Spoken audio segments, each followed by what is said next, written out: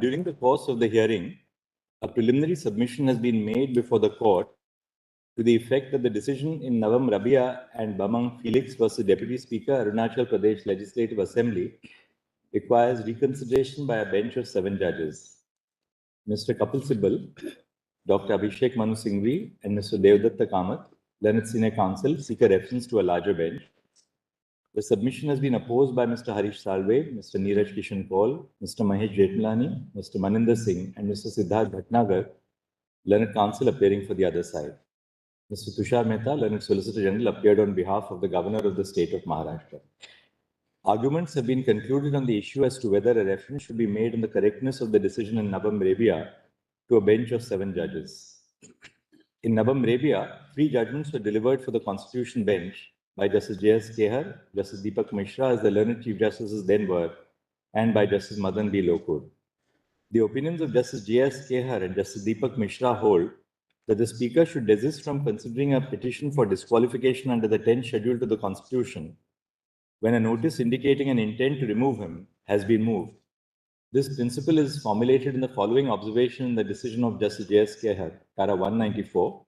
We hereby hold that it would be constitutionally impermissible for a Speaker to adjudicate upon the disqualification petitions under the 10th schedule while a notice of resolution for his own removal from the office of Speaker is pending. A similar view has been expressed by Justice Deepak Mishra in the following extract from para 238. When there is an expression of intention to move the resolution to remove him, it is requisite that he should stand the test and then proceed. That is the intendment of Article 179C, and the said interpretation serves a litmus test of sustained democracy founded on rule of law. And the founding fathers had so intended, and the constitutional value, trust, and morality unequivocally so suggest. It would be an anathema to the concept of constitutional adjudication if the Speaker is allowed to initiate proceeding under the 10th schedule of the Constitution after intention to remove him from his office is moved. However, Justice Madan B. Lokur, in the course of his judgment, held that, para 401, in the view that I have taken, I am of the opinion that the view expressed by my learned brothers relating to the power or propriety of the Speaker taking a decision on the 10th schedule of the Constitution with regard to the 14 members of the Legislative Assembly does not at all arise in these appeals. The issue of whether a reference to a bench of 7 judges should be made cannot be considered in the abstract, isolated or divorced from the facts of the case. Whether the above principle which has been formulated in Navam Rebia has an impact upon the factual position in the present case needs deliberation. In the above backdrop, the issue whether a reference of the decision in Navam Rebia to a larger bench is warranted would be determined together with the merits of the case. Consequently, the batch of cases is set down for hearing on merits on Tuesday, 21 February 2023 at 10:30 a.m.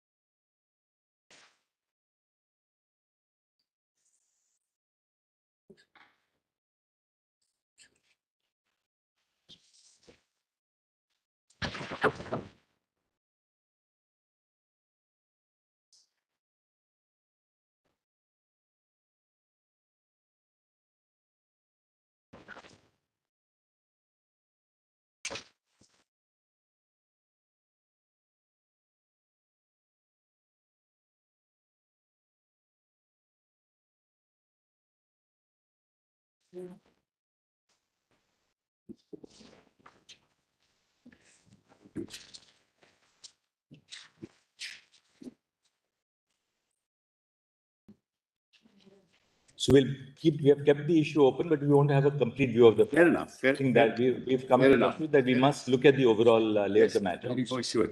So and we have therefore not decided the issue of whether we may take a call after we hear all the arguments on merits as well. But we are not hearing the merits only for the purpose of the reference. We are going to hear the overall merits. Yes, fair enough. Yes, on 10th. Tuesday we'll begin at. Great.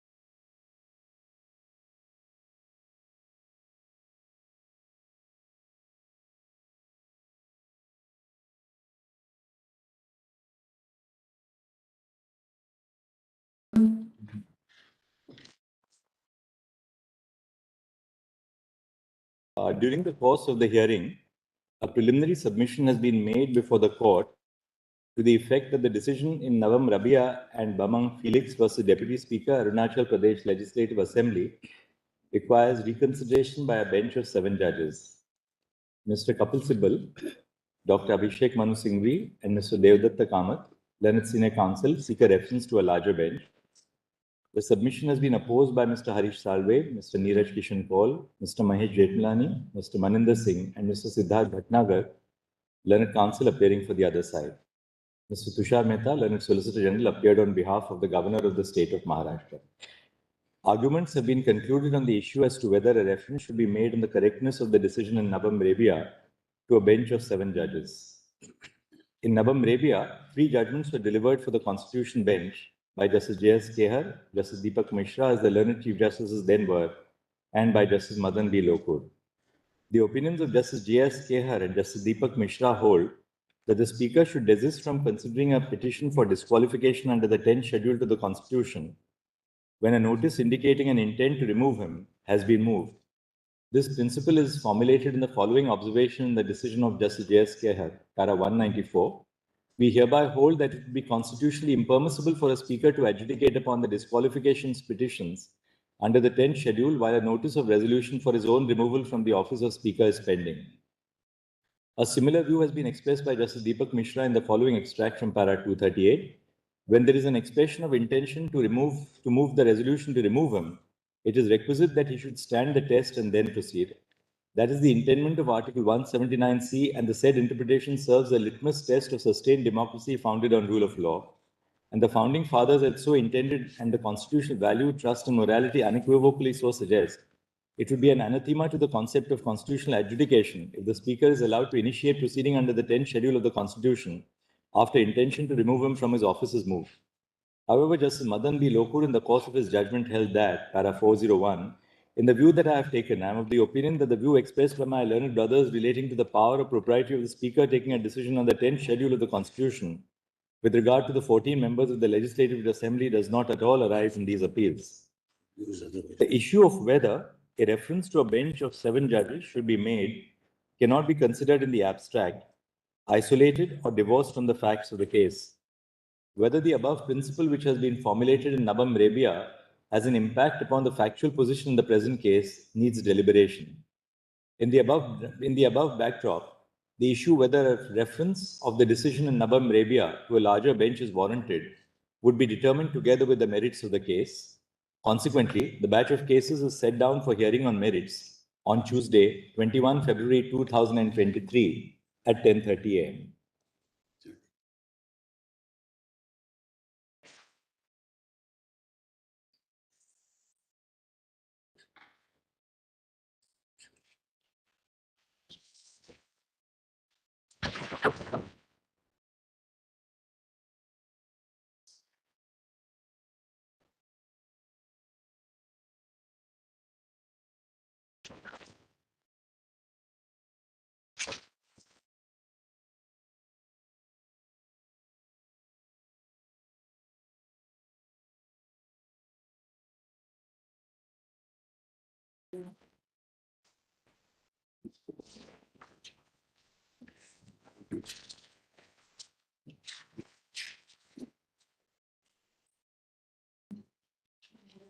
So we have kept the issue open, but we won't have a complete view of the. Fair enough. I think that we've come to the conclusion that we must look at the overall lay of the matter.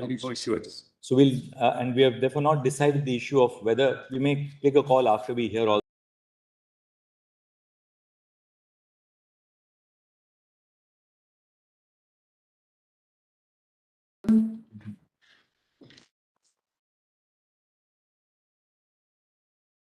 During the course of the hearing, a preliminary submission has been made before the court to the effect that the decision in Navam Rabia and Bamang Felix versus Deputy Speaker, Arunachal Pradesh Legislative Assembly requires reconsideration by a bench of 7 judges. Mr. Kapil Sibal, Dr. Abhishek Manu Singhvi, and Mr. Devdatta Kamath, Learned Senior Counsel, seek a reference to a larger bench. The submission has been opposed by Mr. Harish Salve, Mr. Neeraj Kishan Paul, Mr. Mahesh Jetmalani, Mr. Maninder Singh, and Mr. Siddharth Bhatnagar, Learned Counsel appearing for the other side. Mr. Tushar Mehta, Learned Solicitor General, appeared on behalf of the Governor of the State of Maharashtra. Arguments have been concluded on the issue as to whether a reference should be made on the correctness of the decision in Navam Rebia to a bench of 7 judges. In Navam Rebia, 3 judgments were delivered for the Constitution bench by Justice J.S. Kehar, Justice Deepak Mishra, as the learned Chief Justices then were, and by Justice Madan B. Lokur. The opinions of Justice J.S. Kehar and Justice Deepak Mishra hold that the Speaker should desist from considering a petition for disqualification under the 10th schedule to the Constitution when a notice indicating an intent to remove him has been moved. This principle is formulated in the following observation in the decision of Justice J.S. Kehar, para 194. We hereby hold that it would be constitutionally impermissible for a Speaker to adjudicate upon the disqualifications petitions under the 10th schedule while a notice of resolution for his own removal from the office of Speaker is pending. A similar view has been expressed by Justice Deepak Mishra in the following extract from para 238. When there is an expression of intention to move the resolution to remove him, it is requisite that he should stand the test and then proceed. That is the intendment of Article 179C, and the said interpretation serves a litmus test of sustained democracy founded on rule of law. And the founding fathers had so intended, and the constitutional value, trust, and morality unequivocally so suggest. It would be an anathema to the concept of constitutional adjudication if the Speaker is allowed to initiate proceeding under the 10th schedule of the Constitution after intention to remove him from his office is moved. However, Justice Madan B. Lokur, in the course of his judgment, held that, para 401, in the view that I have taken, I am of the opinion that the view expressed by my learned brothers relating to the power or propriety of the Speaker taking a decision on the 10th schedule of the Constitution with regard to the 14 members of the Legislative Assembly does not at all arise in these appeals. The issue of whether a reference to a bench of 7 judges should be made cannot be considered in the abstract, isolated or divorced from the facts of the case. Whether the above principle which has been formulated in Navam Rebia has an impact upon the factual position in the present case needs deliberation. In the above backdrop, the issue whether a reference of the decision in Navam Rebia to a larger bench is warranted would be determined together with the merits of the case. Consequently, the batch of cases is set down for hearing on merits on Tuesday, 21 February 2023 at 10:30 a.m.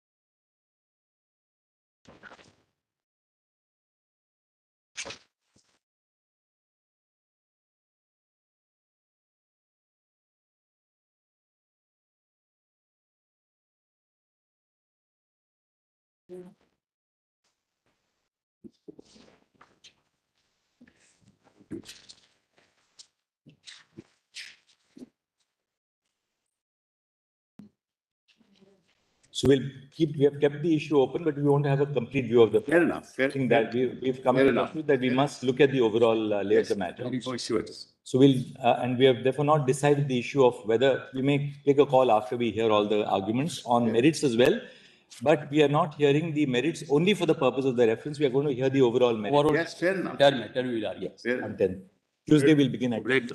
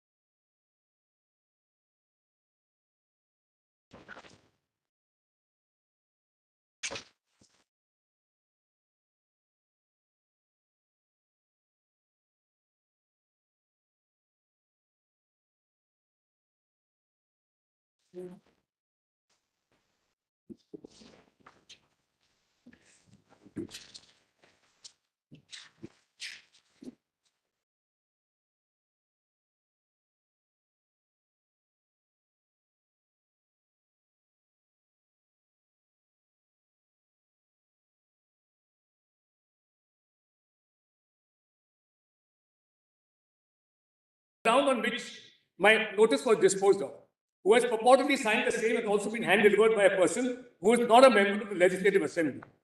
in view of the gravity of the subject matter of the said communication, it is imperative that the genuineness of the communication be verified and ascertained before taking the same on record.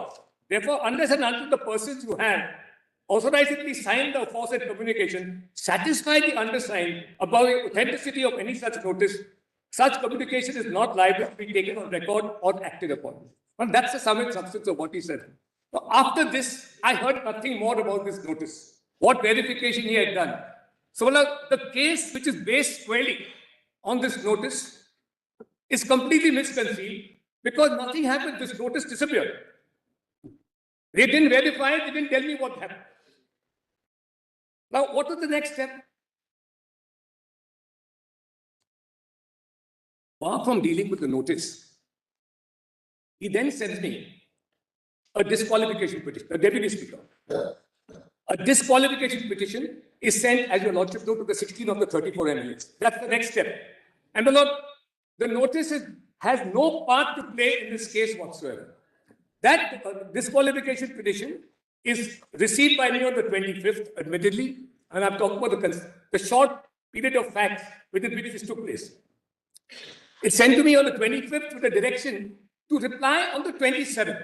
Now, my Lord, your Lordship may just note one more thing, that under the 8th paragraph of the 10th schedule, rules are to be framed. Rules have to be framed. They are called the disqualification rules. Rule 7 prescribes that from the receipt of a petition by the noticee, by the person who is to be disqualified, he has a right to reply within 7 days. This is Rule 7.3a. My Lord, it's 7.3b. 7.3b. I'll just read it quickly. If the petition complies with the requirements of Rule 6, that is the disqualification petition, the Speaker shall cause copies of the petition and of annexures thereto to be forwarded to the member in relation to whom the petition has been made, and where such member belongs to any legislature party, and such petitions have not been made by the leader thereof, also to such leader, and such member or leader shall within 7 days of the receipt of such copies, or within such further period as the Speaker may for sufficient cause allow, forward his comments in writing thereon to the Speaker. I have a right, as per the rules framed by them, the Maharashtra Legislative Assembly, under paragraph 8, to reply within 7 days. So the notice was not in accordance with Rule 7.3b according to. That's the trigger, one of the triggers. So then what is the next point then? Next point is we move the Supreme Court's Honorable Court. Excellent. And the bench, one of the grounds taken there, but it's contrary to Rule 7. Please give us extended time. 27th, you moved the Supreme Court. We moved the Supreme Court on 27th. On 26th, matter came up on 27th. Now, your Lordship will just see that order. Because they seem to be aggrieved by that. The second aspect of this case which they are aggrieved by is that so-called quia timet order of 27, which is not a quia timet order. There are only two aspects of that order. Order dated 27. Our court postponed the date for submission of the reply to 12th of July. To 12th? And there's a very significant aspect also. I was in Guwahati at that time. Now, not that it has a great bearing on this case, but I was given the protection order. Please see the last paragraph of that order. I complained that I'm in Guwahati. Mr. Shinde, the now CCM, his son's office was burned. And my Lord, I was receiving, the 34 MLAs were receiving threats. My Lord, very serious threats, which is part of an affidavit we circulated yesterday. And my Lord, we asked for protection. We were told that if we come to Bombay, our dead bodies will be sent to a mortuary. So, my Lord, this is what the court did. That's the only relevant part.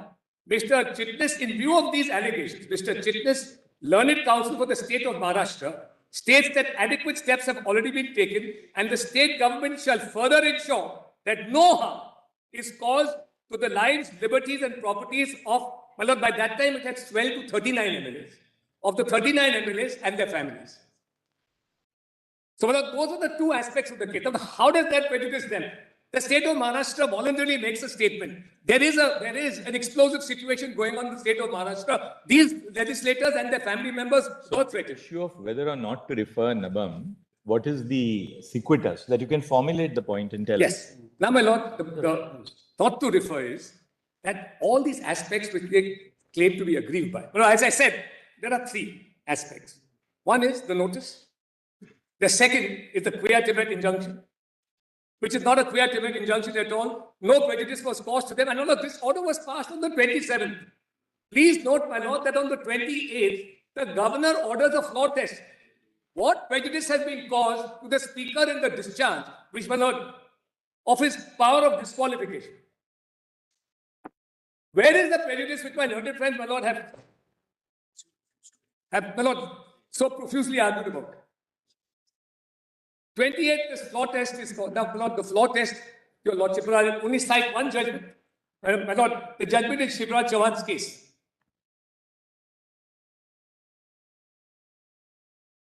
So, my lord, I'll just, the relevant paragraphs only. My lord, this is at 1376 PDF, page 1376. Volume 1. Compilation. Volume 1. Judgment compilation.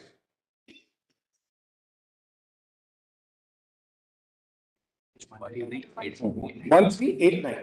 Volume 1. PDF 1389. PDF 1389. What is it? What is it? Bookmark number?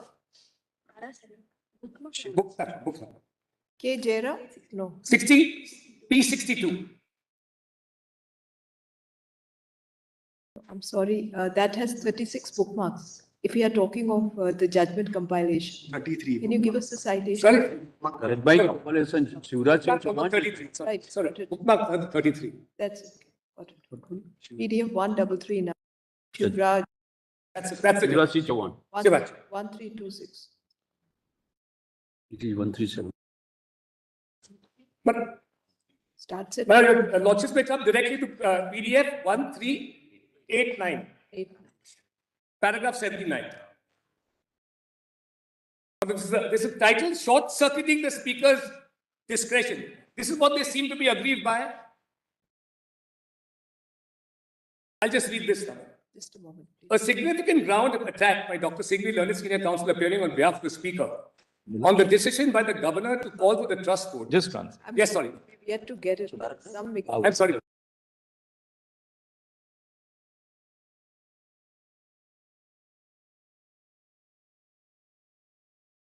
You got it. I have 1389 is the PDF. Yes. para 79. Just please 1 minute. Sorry, I'm detaining everybody. Which is the PDF page, Chief?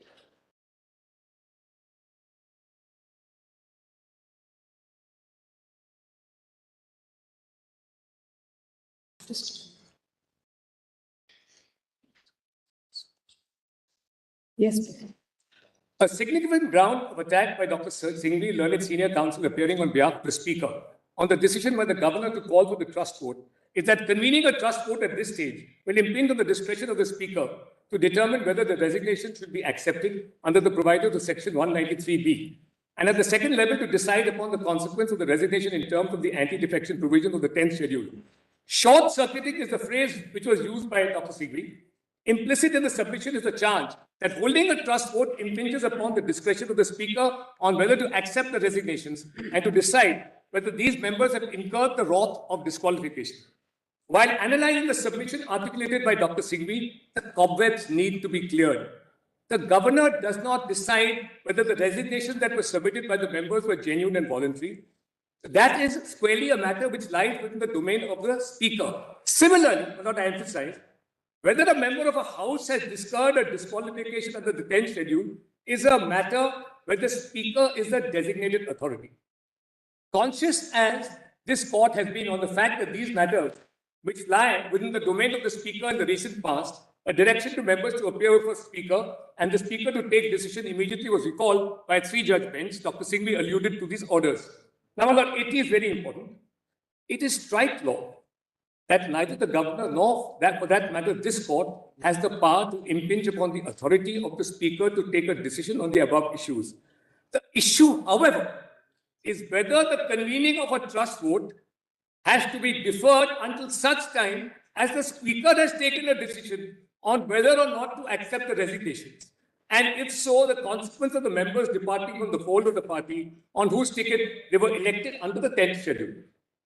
The holding of a trust vote operates in a distinct field from the issue as to whether one or more individual members of the Legislative Assembly have embarked upon a voluntary act of resignation or have incurred the wrath of the 10th schedule. Matlab the same thing here, the disqualification petition is under 21A of the 10th schedule, which says I have voluntarily given up my membership of the Shiv Sena. Holding a trust vote is necessary to ascertain whether the Council of Ministers headed by the confidence of the House. Continuous existence of that confidence is crucial to the legitimacy and hence survival of the government. It is a matter which can brook no delay, since the authority of the government presided over by the Chief Minister depends on the Council of Ministers continuing to have faith of the legislative body as a collective entity, particularly when the members resign in an expression of lack of faith in the existing government. The convening, exactly what happened here. The fact situation is exactly what happened here. The convening of a floor test is the surest method of assessing the impact of the resignations on the collective will of the House. The consequence of the acceptance of a resignation is to reduce the numerical strength of the House. Until the resignations are accepted, the members who have resigned continue to be reflected in the strength of the House, having regard to the language which has been employed in Article 193B. Whether in the situation such as the President-elected government is entitled to continue despite the resignations of 22 of its members has a significant bearing on the issue of confidence. Neither the governor nor, for that matter, the court can infringe upon the power of the speaker. Now, the next sentence, next clause is important of that sentence. But the pendency of the proceedings before the speaker cannot be a valid basis to not have the confidence of the House and the government determined by a floor test. Number 27, the disqualification petition was dealt with by this court, the two-judge bench of this court. They extended time. The next day, a floor test was called for the 30th. So, my lord, what prejudice is caused? Particularly in the light of this judgment. My lord, then paragraph 81.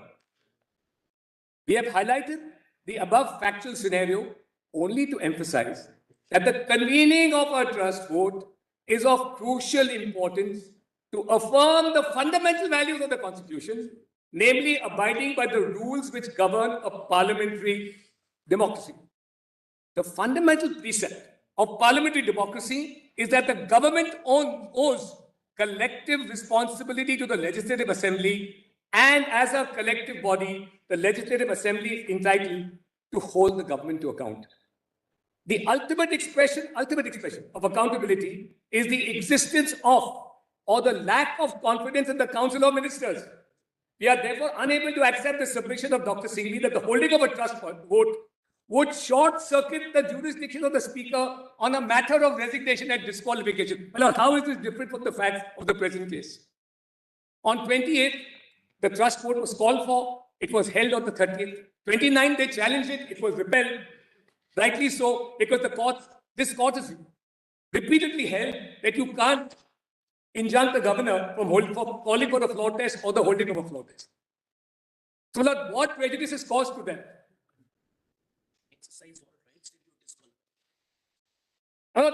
Till you're actually disqualified, you continue to have the right to vote and perform all functions of a member of a legislative assembly.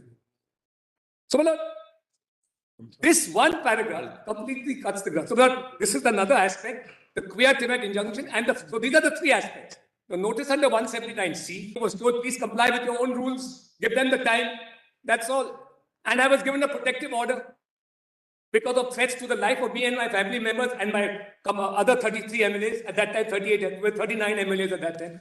So, my lord, nothing in this case has at all caused any prejudice, my lord, to the plenary powers of jurisdiction. There is no case for referral in my respectful submission. And my lord, just one more thing. Ultimately, one more factual aspect. On 29th, the Chief Minister voluntarily resigned. His voluntary resignation was not the outcome of all that went before. He took a conscious decision. He knew he had lost the majority. He knew he had lost his majority and therefore he resigned instead of facing a floor test. So the floor test ordered on the 28th and to be held on the 30th was itself stillborn because the Chief Minister resigned on the 29th night, before the date even of the so-called floor test. So, my lord, in this factual conspectus, There is absolutely no reason, my lord, because nothing has caused prejudice. My lord, this is, with the greatest respect to my learned friends on the other side, a case built on foundations of clay. There is nothing. All right. Thank you. Anything else, Mr. Jethmani now? Now, my lord, just one last thing on Navam area, since your lordship has, my lord, a little, I'll only deal on that part and then I'm done. You've dealt with Navam Rabi. Your contention is that because the CM resigned and there was the 27th order of our court does not amount to any injunction on the exercise of powers by the speaker. Yes. Therefore, there was no question of Navam Rabi being invoked here. Well, your lordship only want to know something about the notice period and that part, 181. If your lordship don't need an argument on that. No, we are not concerned with that so far as the reference to Nobam Rajya is. Yes, that's. I'm deeply obliged. No, that's all I had to say then. Mr. Maninder Singh? Well, as a tail ender, a couple of points, only few minutes. Well, there is no need for reference, my lord, is writ large in the existing constitutional scheme, my lord, prior to the 52nd Amendment in 1985 and even thereafter. My lord, your lordship had asked a question yesterday that besides the incorporation of the 10th schedule in the constitution in 102 and 191, 1022 and 191-2, these are the only, why? Because if the 10th schedule has to become a part of the constitution, some provision must incorporate it. Now, my lord, the question asked was why there is no further amendment in the constitution either with regard to 179, 180 or 181. The answer, my lord, is given by your lordship in Nabam itself, and I will just make a humble submission because Justice Narasimha was, my lord, having a doubt about the commencement of the action and conclusion of the action so that the bar applies.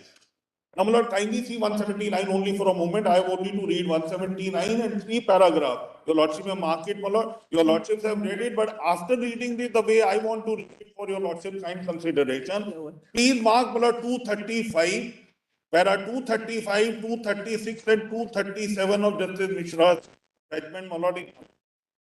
But before that, my lord, I want to show your lordship Article 179. And in my humble submission, my lord, the commencement of the bar under 179 of conflict of interest of the speaker, your lordship is provided in this article itself. Kindly see the nature of function. The highest of the function assigned to the speaker under the conventions, there is no provision in the constitution which says that the speaker shall preside. Because, my lord, the disqualification is you will not preside. There is no provision that he shall preside.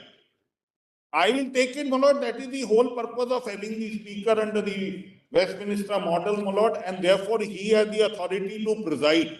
That is his highest authority under the constitution to preside. If you are to take it away on the account of conflict of interest, it is that right to preside which is to be taken away. Because the requirement of conflict of interest is to keep him away when anything of his interest is being considered. But why right to speak? Because action is initiated against him. It's a matter of natural justice. Exactly. He is going to be removed. Now, he is going to be removed. Now, kindly see what. Hear the speaker. Now, under clause 6 of the 10th schedule, he is an adjudicator with finality attached to his decision. That's number one, nature of function. Number two, the nature of consequence.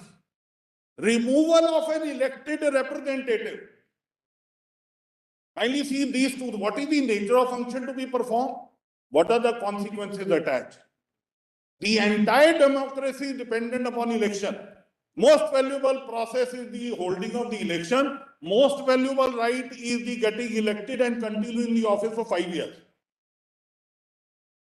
Any cutting short, my lord, any cutting short cannot be a person with finality attached to his decision when there is a lurking doubt about his impartiality. When that doubt comes into existence, please see the proviso of 179. I'll read the main provision later. Kindly see the proviso. The proviso, my lord, in my respectful submission, gives the commencement of that date. Because 179C is a process. A process must have a commencement date and a process must come to an end. There are two dates which are important. In my respectful submission, the commencement date is in the proviso and the conclusion is 179C itself. During this process, when because of conflict of interest his highest right of presiding is taken away, he cannot be a judge with a finality attached to his decision. Kindly see 179, Lord, with me.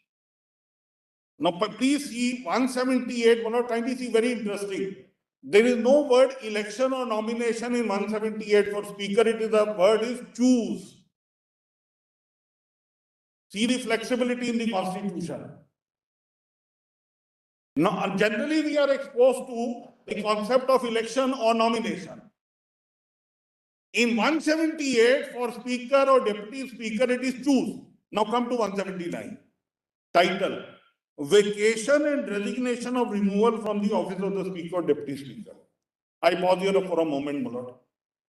Can I say it is virtually a discontinuation and disqualification of that person to act in that capacity? It is, I can describe it loosely, my lord, with your lordship consideration. It is a provision dealing with the disqualification of discharging duties in that office. If he resigns, if he remains no more elected, and 179C. Finally, see, my lord, first the proviso. Provided that no resolution for the purpose of clause C shall be moved unless at least 14 days notice has been given. The notice word is used. Intention is included. Notice itself is an intention. No, it is intent, notice is to intention To move the resolution, my lord. to move the resolution. So, my lord, when Justice Bishop, I'm sorry. That is why the problem is. My lord, I'm saying that the emphasis is on the commencement date. When does that bar, 179C, read with 181 is a bar? See, Mr. Counsel, proviso to 179 is only with respect to giving 14 days time from the date of notice of intention to move. So, my lord, the actual resolution would be only after 14 days, and the 29% signs that and approves Lord, that. I'm coming to that. My lord, I'm deeply obliged. Oh, it is not that much easy as you are suggesting. And I'm not, my lord, I'm not suggesting, I'm saying something else. What is his right which is taken away? He will not preside, because that is the highest of his right under the constitution. It is to be taken away. Now, my lord, this 14 days is also a notice to him to prepare for speaking. Which your lordship observed, my lord, that's a principle of compliance of natural justice for him. But when does that clock start that he will not perform an activity of a speaker because of conflict of interest? It starts, my lord, with the start of that process. And the start of the process is the intention and notice. And conclusion is, my lord, when the resolution is passed.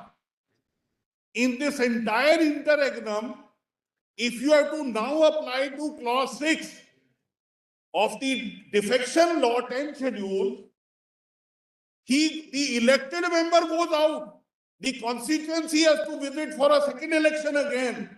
And finality of the decision of the speaker. Speaker has no other adjudicatory right. Another thing, according to you, the bar on the speaker entertaining a petition for disqualification must attach once a notice is issued of an intention to move a resolution to remove the speaker. I'm deeply obliged. For two reasons. First, that the speaker acts as an adjudicator under the 10th schedule. Second, there is a finality which attaches to his adjudication. And third, the consequences of an adjudication is that a member of the legislature loses their seat. So these are all three very serious consequences. 4, my lord, 4. The new, one more election is, my lord, put on the constituency. Sorry? One more election to be held for the, you inflict another election on the So the seat becomes vacant. This has become vacant. And, my lord, therefore, it is not that is not conducive to any. All right, we got.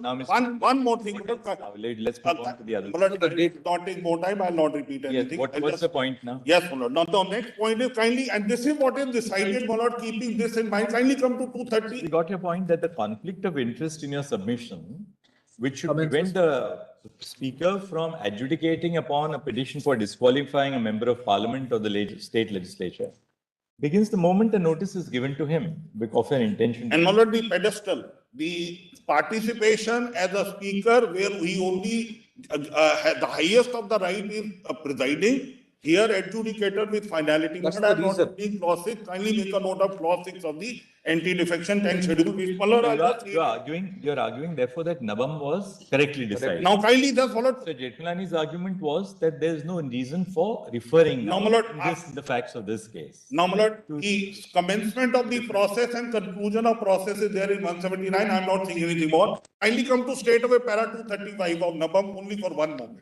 Para 235. 235. After reproduce, PDF page, my lord, 1167. 1167. Judgment volume, compilation volume 1. Yes. Kindly see 235 with me, my lord, where after taking note of article 179, 181, because everything is present to the mind of the Constitution bench. Now just permit me to read these two paragraphs and I am done, my lord. The purpose of referring to the said article, that is 181.2, that is, my lord, the bar.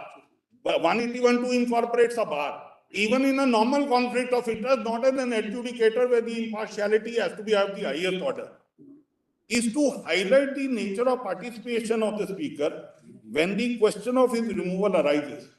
It is clearly different.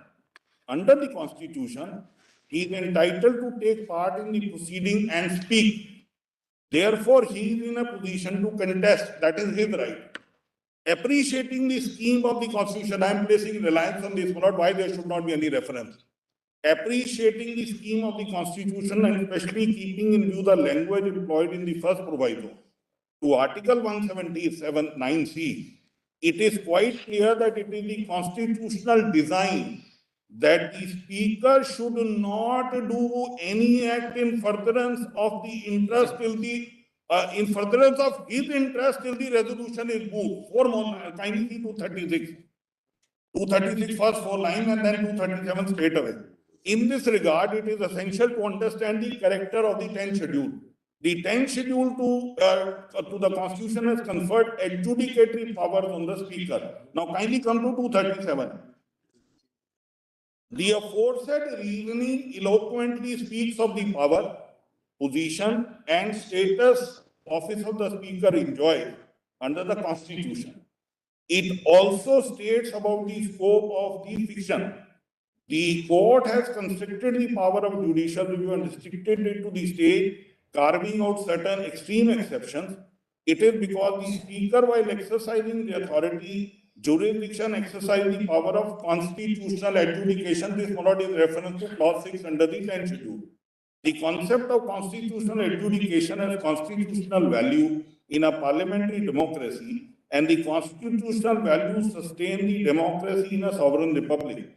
The speaker is expected to maintain propriety as an adjudicator. The speaker, when functions as a tribunal, has the jurisdiction authority to pass adverse orders, and I pause here for a moment. He can achieve that objective within a day or two. Today, he gives a notice of disqualification, gives 5 hours of time, hold the proceeding and disqualifies. The speaker is expected to maintain propriety as an adjudicator. The speaker, it is therefore required that his conduct should not only be impartial, but such impartiality should be perceptible. It should be beyond any reproach. It must reflect the trust reposed in him under the Constitution. Therefore, the power which flows from the introduction of the 10th schedule by constitutional amendment is required to be harmoniously construed with 179C, my lord, which is in my respectful submission is a bar against participation in the nature of the duties of adjudicator, constitutional adjudication, and, my lord, finality. And then, my lord, your lordship will only read one line in paragraph 238, which is, my lord, at page 1156, which is placitum A on the top and last 5 lines. It would be an anathema. Your lordship have got it, my lord. It would be an anathema to the concept of constitutional adjudication if the speaker is allowed to initiate proceeding under the 10th schedule of the constitution after intention to remove him from his office is moved, the 14 days period being mandatory. The word all then members gain more significance, constitutional confidence in the speaker, and then, my lord, actual real figure, I just leave it at that. So, my lord, therefore, there is no absence of a clear prescription of the commencement of the process of operation of the bar against the speaker. All right. I'm deeply obliged. That's what I will. Can I just add? My lord, only one thing, my lord, I have filed a note. We got Which it has been, Got my lord, your mode. last night, yes. that's all, my lord. So therefore, Got the note. the lordship may kindly consider that note, my lord. I will not take more time. I take very little time at all. In fact, I have not yesterday circulated a note in volume 8 that place the points. I am not showing a lordship any documents beyond that. It is in volume 8. These are my written submissions in 8 pages. So I'll just place the point for volume 8. Yes. If your lordship has it, I'll just place this here.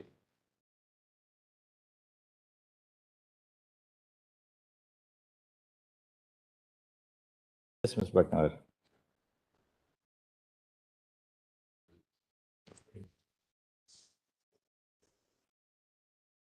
Yes, Mr. Bhatnagar. This is only in addition to and without prejudice to what has been stated, so I will not repeat it.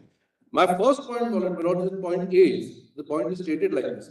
The interdict on the speaker as per Navam Revia is for a very finite, limited period and is needed to ensure the speaker cannot end the voting membership of the House. For this, the analysis I am proposing before your lordships is this. Rule 11 is said It is 14 days, if you really look. No, I'm saying something else. Please turn over the page, just see this. Kindly turn to page 2, just see my analysis if it appeals to you.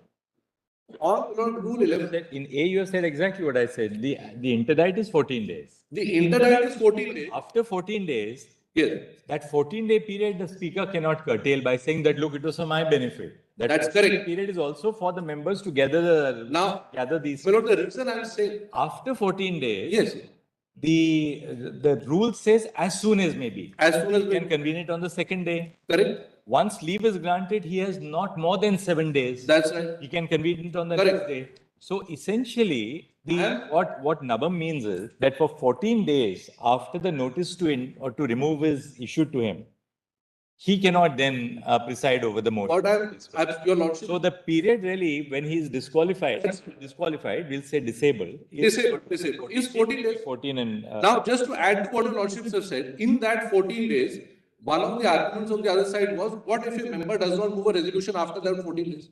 I wanted to take care of that argument. What is your answer? Which is why para 2 may be kindly seen. This is the summary of rule 11 of the Maharashtra rules, and the Lok Sabha rules are identical. Please see, my lords. Now I am placing A to E. The motion to remove a speaker requires a period of at least 14 days. Your lordships have said so. Now B.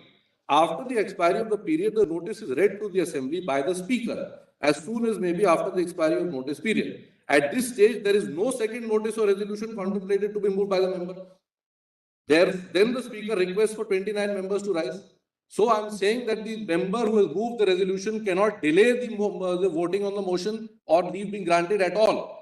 Now please see how the speaker is further protected, my lord. Please come to para Roman 4 of my note at page 2 again.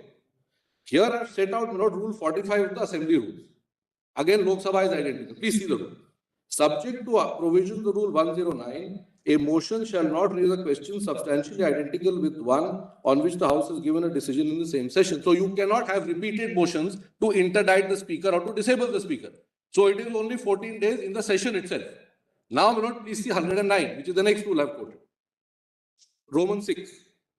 When a resolution has been moved and voted upon, no resolution or amendment raising substantially the same question shall be moved within 1 year from the date of voting upon the earlier resolution. So for 1 year, the speaker has no problem. So it is actually just that 14 days for once in a year at best, if it reaches the stage of voting, and if it does not reach the stage of voting, only 14 days, a member cannot stop it at all. It's outside the hands of the member.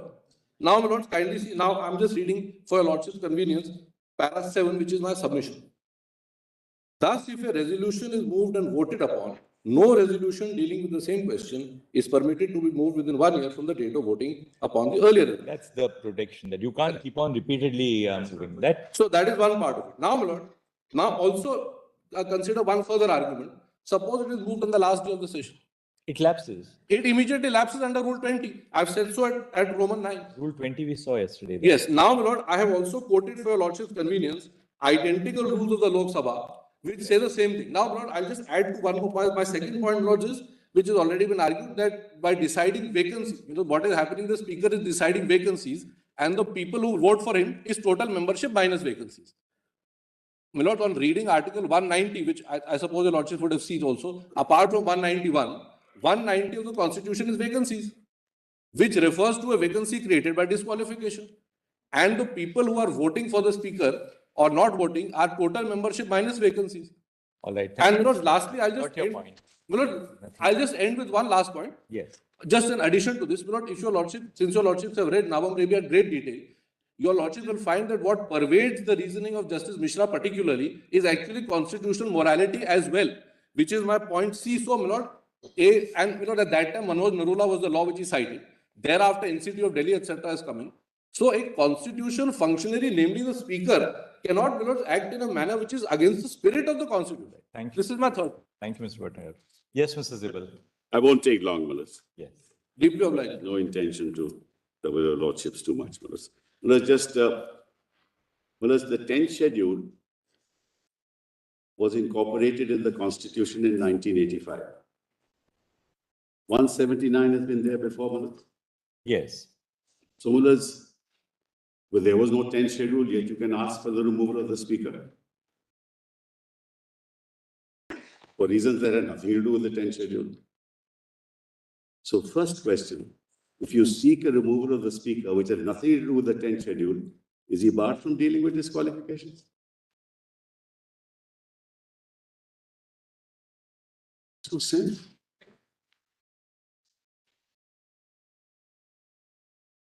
We are arguing as if the only reason for removal is the 10th schedule.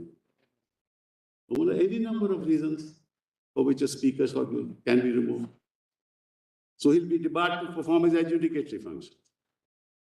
Ex facie, a wrong proposition of law. Ex facie. In fact, Maharaj, 179 operates in an entirely different field. That's why the 10th schedule uses the word disqualification and 179 uses the word removal.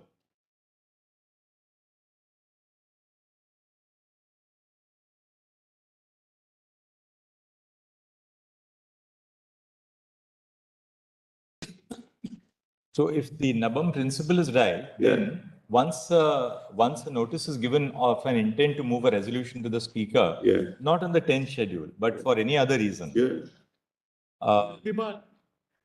so long as the motion is pending. That's right, the motion is pending. How does that, how will this argument be? You will then have to make a distinction under 179 itself in interpreting 179 read with the 10th schedule.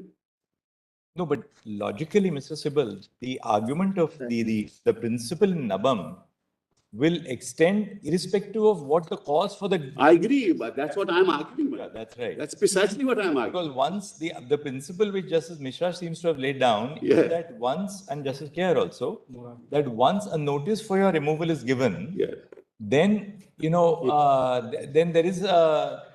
But there is a except for one thing, I'll tell you what. Yes. In case of the 10th schedule, there's one additional factor.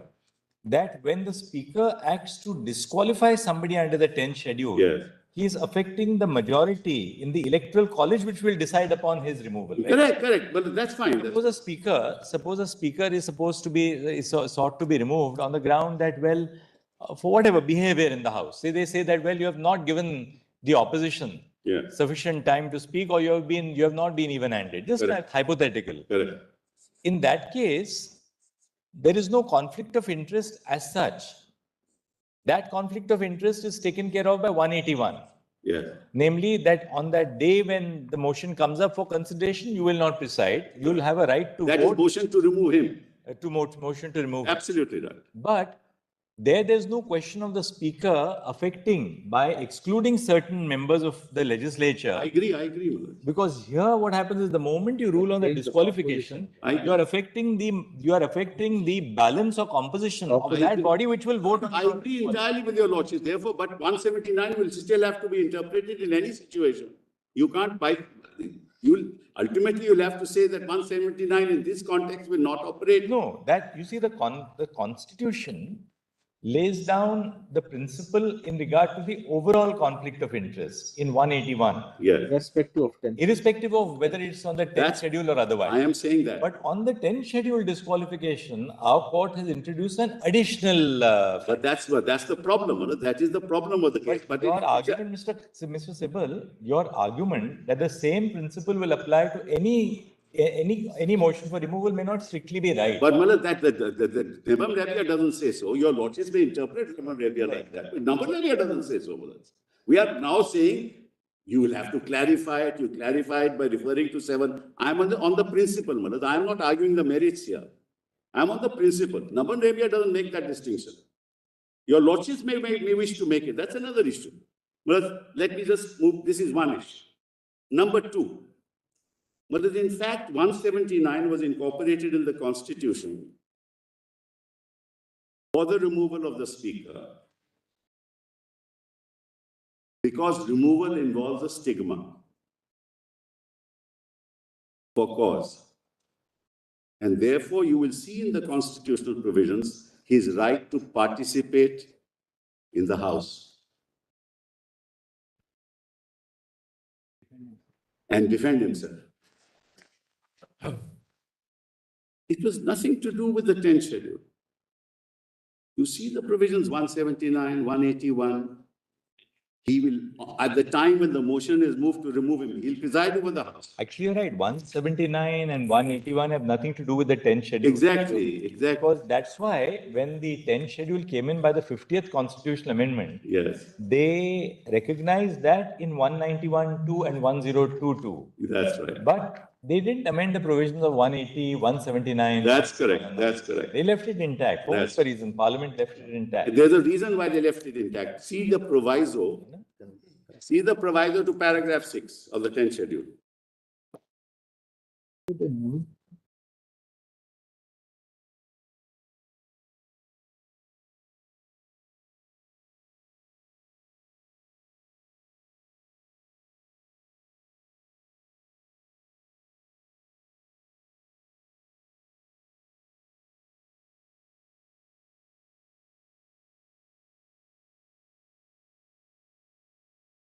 The proviso to the 10th schedule, paragraph 6. Yes.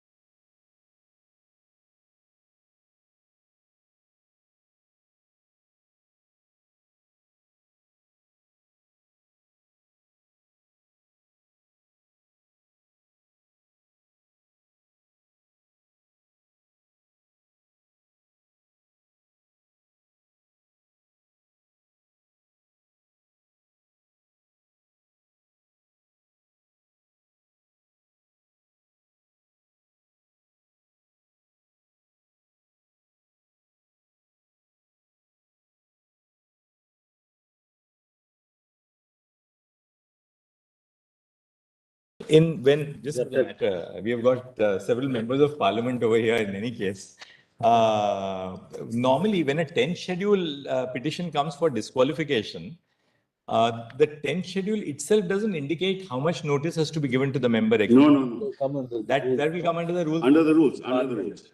And every legislature. That is why courts have said rules are not mandatory. Therefore, I am not on the merits. My learned friend argued the merits. We are not on that. I was not on that. I was for another reason. Yeah.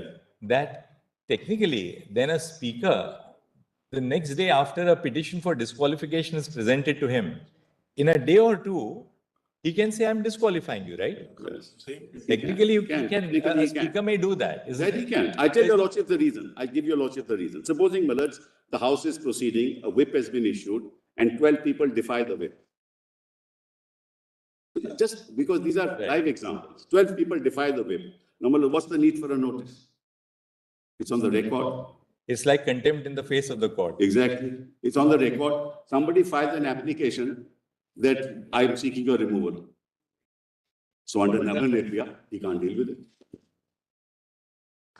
Further, the legislatures have made rules, provided that the 7 days notice is to be given, though it's interpreted as Shinde is saying. Normally it is 7 days. But then there is a Karnataka judgment, a 3-judge bench. Then Ravi Naik. Not Ravi Naik. It's Shantanu Gowda, Justice Nazir, and Justice Boppana. Yes. All three of them have come here. The question there was whether 7 days notice, 7 days was not given. But then the court held there that not necessary. But then this court has reversed it in a subsequent judgment. This court has held the legislature has made a rule 7 days. That's has to be followed. That's reviewable. That's been distinguished in another case. But as I said, we are entering into the merits of these issues, which we are not at the moment concerned with. You must be aware. No, it has one very important bearing. You only made rule. That why do you attach the disability on the speaker the moment a notice under 179C can be given? The reason is that there is no real power or restraint on the speaker in proceeding with the greatest of alacrity on the disqualification. But on the other hand, Manoj, when there is a disqualification, that seems to be the logic. That's right. But on the other hand, when there is a disqualification, it's so difficult. It depends on.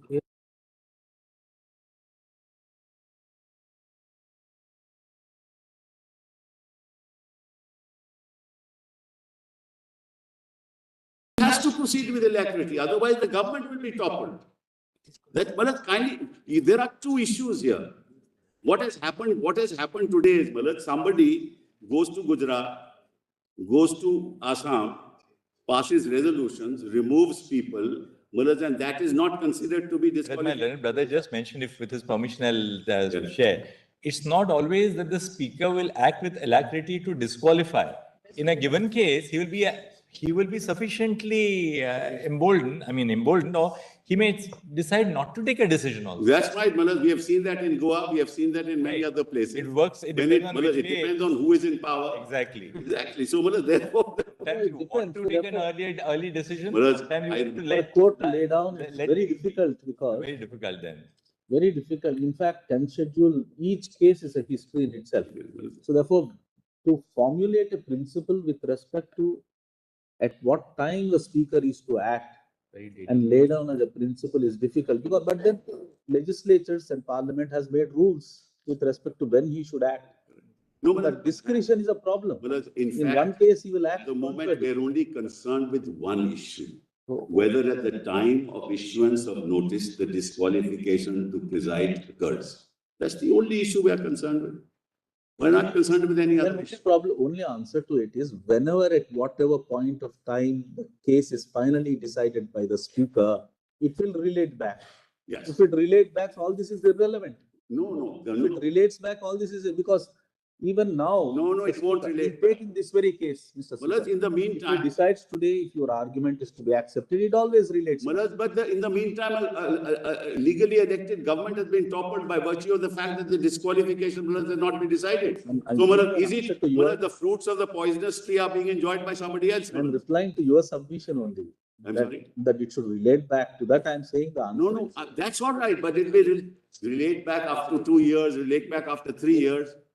Relate back, because I agree in the context that your lordship would then allow a disqualified MLA or MP to be able to do something. If it relates back, that is the person who is given the notice is himself disqualified. He can't, that is the context in which he is arguing. That your lordship cannot then allow him to have the status of a person who can give a notice. Well, let's take in this case Eknath Shinde, who is the chief minister. He is the first person, he is one of the 16. How will he going to relate back? In the meantime, a government has been toppled. So, these are very vexed questions that your lordships will have to look at Raman Bebia and see how to answer. Mr. Sibal, there's another aspect also of Nabam which has been worrying us. We've been in discussion, which is that ultimately in any constitutional adjudication, Nabam lays down a principle. Now, we have seen how vexed it can be in the sense that, it really depends on the emerging political situation from case to case, states to state to state. That's true. Now, Nabam has laid down a principle which is holding the field until today. Yes. Before we decide to enter upon this to review the correctness of Nabam, we must also be clear that it, strictly speaking, arises in a case. Now, one thing which you have to really perhaps assist us on is this. Nabam, the correctness of Nabam would arise if the speaker stood injuncted either by the High Court or by this court from exercising his powers under the 10th schedule. If the speaker was injuncted from exercising his powers under the 10th schedule until the vote for his removal was taken up. Right. Or he himself says that, look, in view of Nabam, I'm not going to exercise my jurisdiction. Right. Then somebody else may say that, well, you have to exercise that jurisdiction. Now, in our case, what happens is that when the speaker perhaps in that sense created a problem for himself, maybe out of the political exigency. We're not at all saying that in a pejorative sense. That's real politics. The speaker himself gave only 2 days notice. 25th, he said, I'm going to give you time until the 27th. Our court, in the light of that, said that time to furnish your reply is extended until the 12th of July. In the interim, your lordship may not have looked at that phrase. Yeah, in the interim. In the interim, Now, it is every extended. time a trust vote takes place, Yes. the then government decides not to face the assembly, it resigns. Right. Therefore, what impact the vote or non-vote of these people who were sought to be disqualified by the speaker would have was never tested on the floor of the House. No, it on the 4th it was tested. The resignation. On the 4th it was tested. No. Yes. On the resignation of the chief minister obviated a reference, obviated the floor test. No, Therefore, it happened. It happened on the 4th. On the 30th itself. For Shinde, it happened. The same thing. No, but on the 30th, what happens is this. On the 30th, when the floor test is to take place, the government resigns on the 29th. Right. The moment, of course, they got to know that the floor test is going to be held and there's no stay by the Supreme Court. Now, as a result of that, what happens is that the consequence of the vote, which would otherwise have been cast by a person who was sought to be disqualified on the overall voting pattern, never emerges before the assembly. So, in which case does really Nabam Rebia, does the correctness of Nabam Rebia fall for consideration? Yes, Manoj, I will demonstrate that immediately. And should we go into the validity of Nabam Rebia merely because obviously very interesting constitutional issues arise? Because when we decide a constitutional issue in the absence of a factual background of that, the factual background, that the court is trenching upon something without full facts. Kindly then look at the notice, Manoj.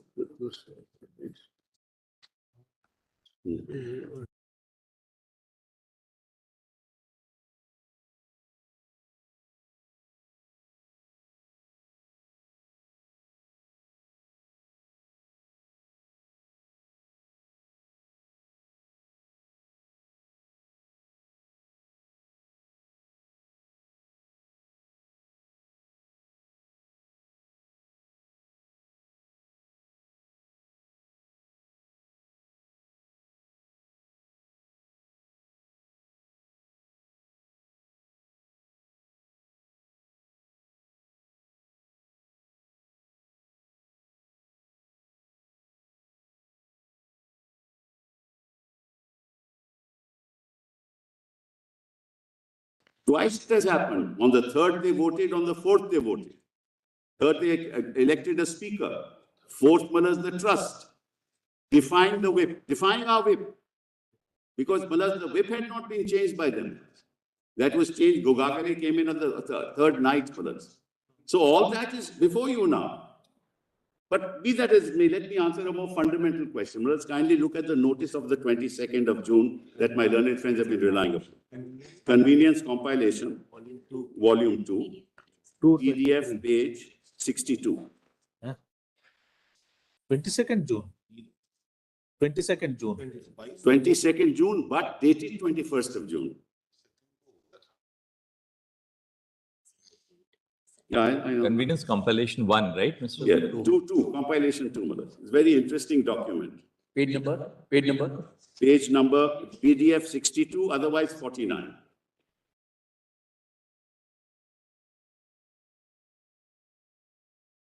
Just mark one date, Malat, in your mind before we read this document. 23rd of June, petitions are filed for disqualification. Just once more, that date is? 23rd of June, yes. Petitions are filed for disqualification. 25th of June, Speaker issues notice for 27th June. These 3 dates. Correct. Give me just a moment. Will you please repeat yourself, Mr. Sibbal? 23rd June, petition filed. Petition filed for disqualification of the 16th. 25th of June, Deputy Speaker issues notice. There is no Speaker. For 27th. Correct. 27th, this court passes that order.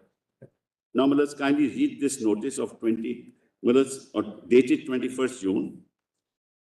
And if your lordships has the document, and kindly see on the left-hand side, 22nd June, 2022, 11:33. So it is received by the Deputy Speaker on the 22nd, but dated the 21st. Obviously, they have. Yes, it is received on the 22nd. Yes. It's received on the 22nd, it is 11:33.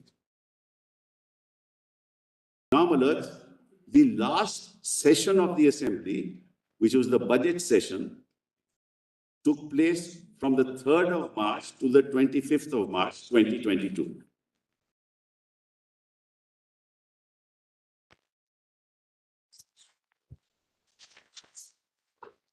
Now you see the mischief, when we did 3rd of March to 25th of March, 2022. Now see the mischief, just read this notice. You were elected as Deputy Speaker of the Maharashtra Legislative Assembly on November 19. Since February 21, due to resignation of Nana Patole from the post of Speaker, you have been discharging functions of Speaker of Maharashtra Assembly. We all respectfully submit that you no longer have the right to continue as Deputy Speaker, as you no longer enjoy the support of the majority of the House, and more particularly the following members of our party. In well-known judgment of the Honorable Supreme Court in Navam Rabia, it has been held that if the Speaker and or the Deputy Speaker rightfully and truly enjoys the support of the majority, there would be no difficulty whatsoever to demonstrate the confidence with which the members of the state legislature repose in him.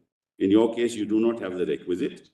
Further, under 179C, Speaker can be removed from his office by a resolution of the Assembly. We members of the Sena Legislative Party constitute 34 members and therefore are issuing the present notice under Rule 11 for your removal. Right, Numbers? Meanwhile, we request you to refrain from discharging your functions as Deputy Speaker with immediate effect. There was no disqualification petition.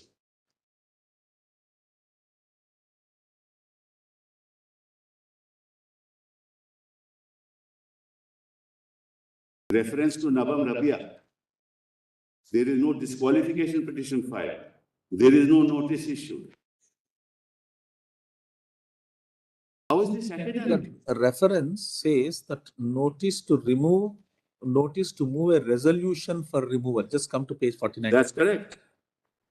Correct. Isn't this that? On what ground? No, that's a different matter. You are saying there is no. No, I'm saying then you cannot discharge your functions, he says at the end. That's a different matter, that what he can do. But then I'm talking about the notice. You're saying there is no notice. It's actually a notice, right? Para 5 says we are members. members of the assembly, and therefore as issuing the present notice, it is notice of disqualification. Hereby call upon you to move the motion for your removal. That's right, and under Rule 11, and then says that you are now, therefore you can hold your hands, you cannot deal with anything, because they know that a disqualification petition is going to be filed. Therefore, they preempt it. There was no notice on that day. There was no petition on that day. And how is therefore Nabam Rebia an academic exercise here? And how did they rely upon Nabam Rebia? This disqualification petition on the 23rd, right? Yes. Afterwards, obviously, they wanted to paralyze his functioning. But the whole intention. No, Mr. Counsel, Nabam Rebia is referred to for a different purpose, not with respect to disqualification. Please read para 3 Yes, of that letter. yes, yes. It is referred to for a other person. Yes. Other reason that in Nabam Rebia it is observed that the speaker, so far as speaker is concerned, so and so. It is not with respect to disqualification to continue the tense candidate. No, we are on your submission that at that time there was no confidence. Nabam Rebia only deals with disqualification. Now please see para 3. I am reading paragraph 3. It is the speak. It is well known in the well-known judgment. That is what he's saying. I am not disputing that. If your lordships, I think that by now your lordships have just sufficient experience to read and understand what it means. And what it means is that you don't please proceed further in the matter. It's obvious. It's so obvious. I don't have to elaborate it. Read the last line of the notice. We request you to refrain. Where is that?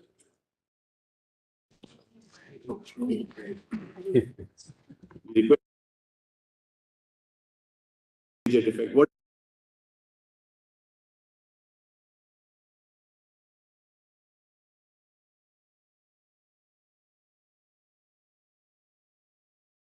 The deputy speaker function is also under the 10th schedule, Manoj. I mean, let's not.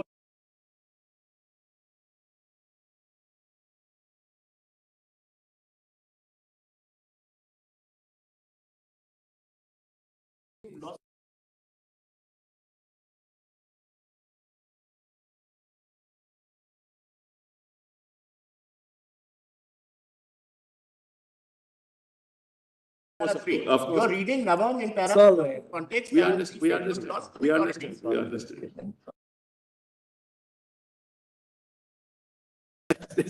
Go ahead, sir. Let's be clear. And you can't discharge your functions as a deputy speaker. Means I can't discharge under the 10th schedule. So that's Your clear. simple point is that there was no complaint under 10th schedule. Where is the question of a notice given? Exactly. And how is this academic? The whole purpose of it was to paralyze the speaker. Purpose of it was to ensure that I do not deal with the disqualification petition when it comes. And they knew it was coming. Manoj, in politics, there is no secret. There was already. What happens, Manoj, at one end is known to the other person. So somebody must be drafting the petition, and they must be knowing it. And let's draft a letter dated 22nd, date it 21st, and send it to them.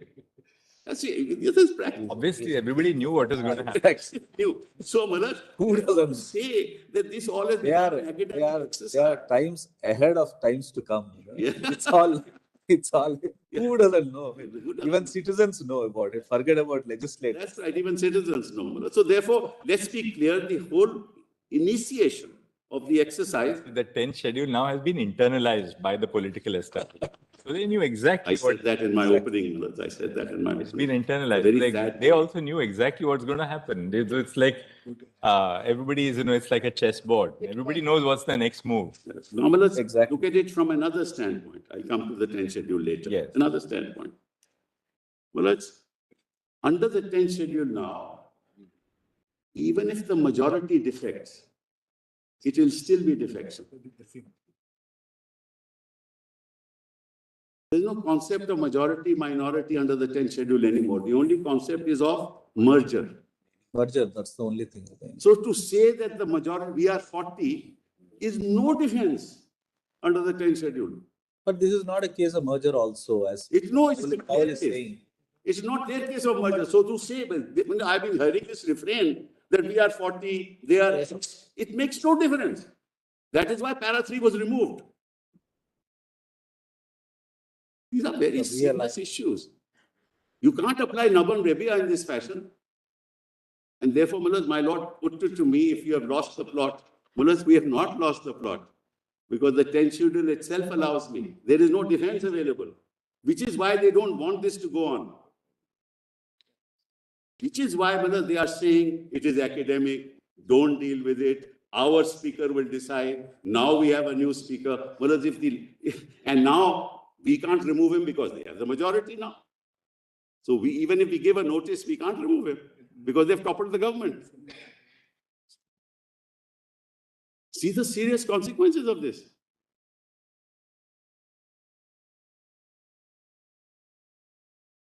And what moral principles are we talking about, Mullahs?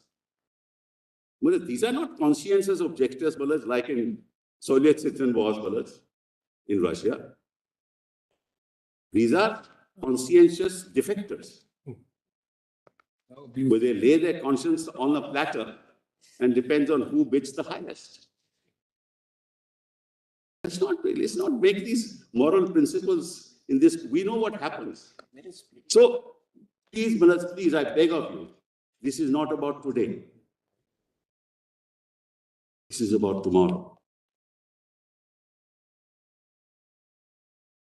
Don't board the issue, Mullahs, and say it doesn't arise. It will arise time and again.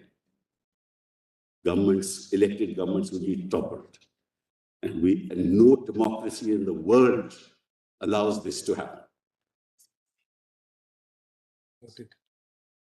Why do you allow the party to use the 10th schedule? In fact, the process must be, this is my Mullahs, and when I argue the merits, the process must be that an elected government must continue till the disqualification petitions are decided. If they are disqualified, that's the end of the matter. Your Lordship is there to protect them. If they are not disqualified, the elected government will go.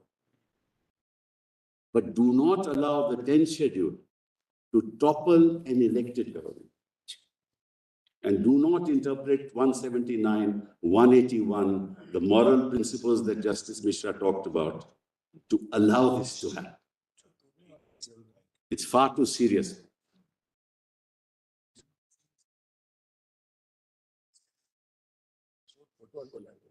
It's not just, I'm sorry, it's not just a narrow interpretation. Sorry? Yeah. Yes. So let's kindly see it. Look at the Lok Sabha rules on removal of the speaker. Well, it's part of the compilation.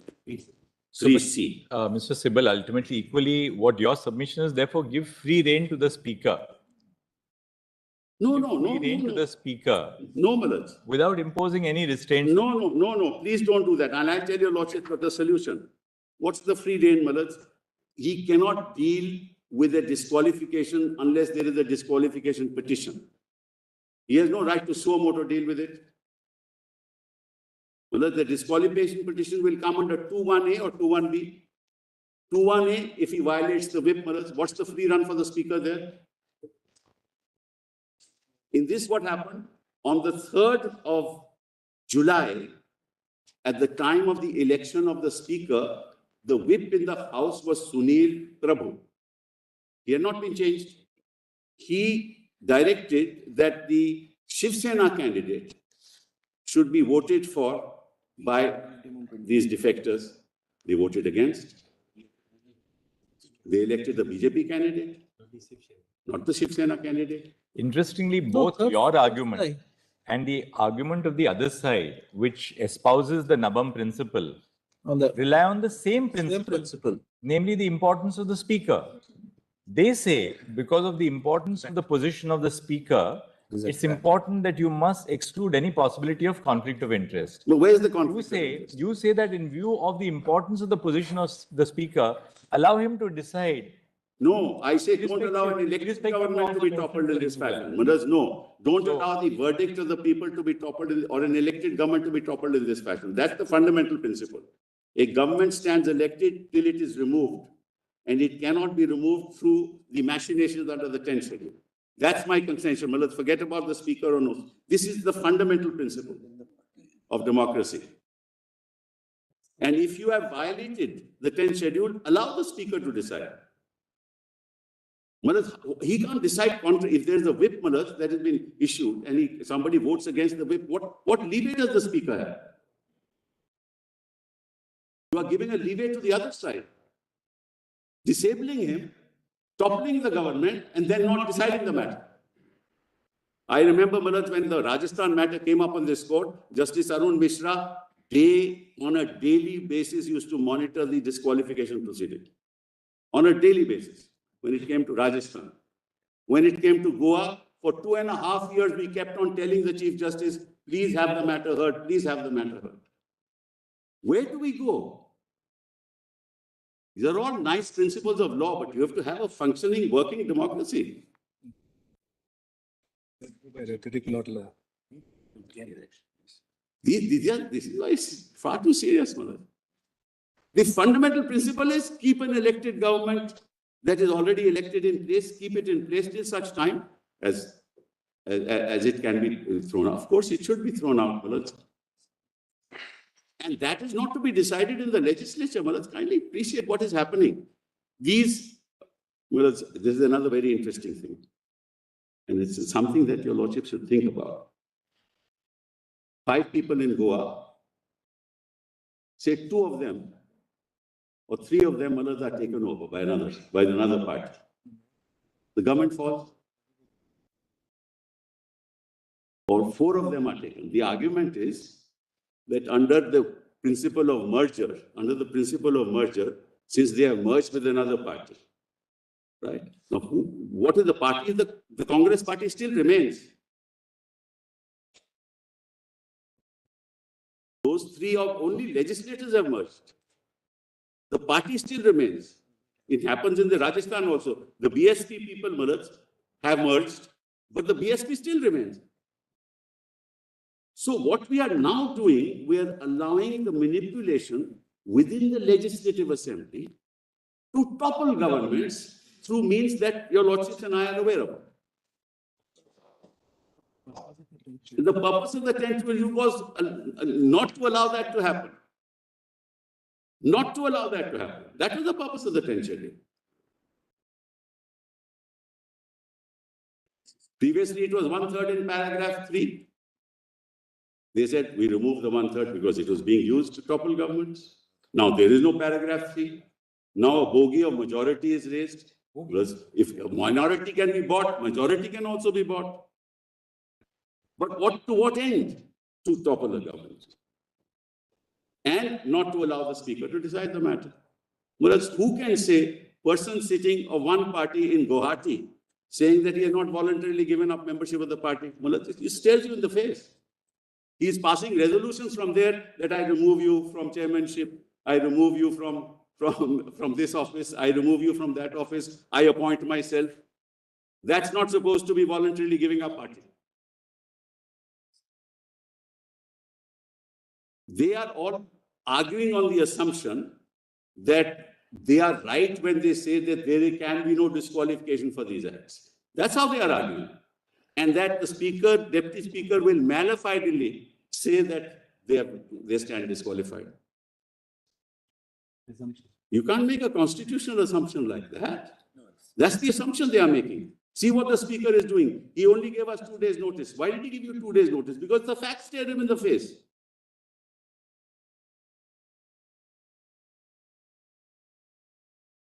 That's the reason for the 2-day notice. Now, your Lordships, when dealing with the merits of the matter, will decide whether that was enough, not enough in the facts of the case, but that's on merits.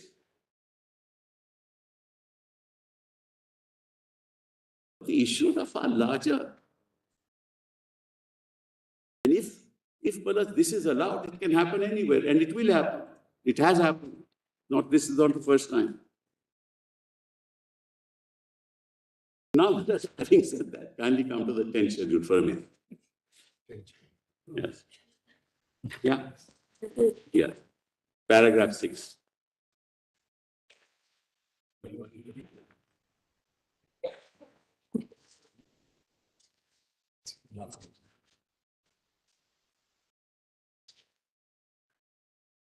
If I may, I'm sorry. Yeah. The Constitution.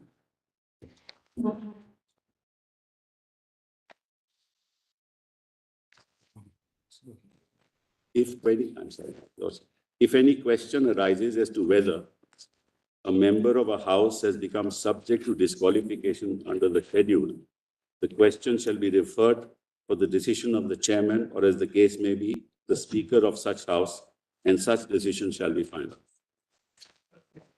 Provided that where the question which has arisen is as to whether the chairman or the speaker of a house has become subject to such disqualification, not removal, the question shall be referred to for the decision of such member of the house, as the house may elect in this behalf, and his decision shall be final. The constitution makers were aware of the difference between removal and disqualification.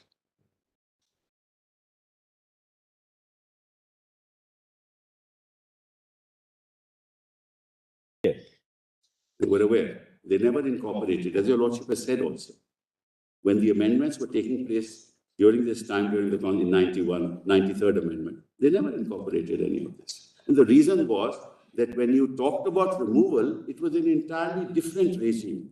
And I show that to your lordships, but just refer to the Lok Sabha rules. Volume 3B. Page 23. Give me my iPad. Chief Justice will tell me I'm not using my iPad, so I better use it.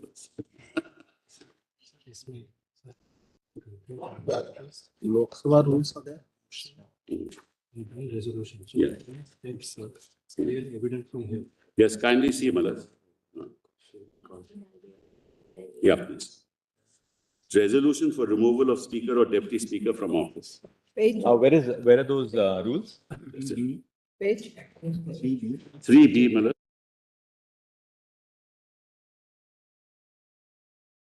Yes, it is compilation. What are the? Compilation 3B, PDF page 26. Very soon.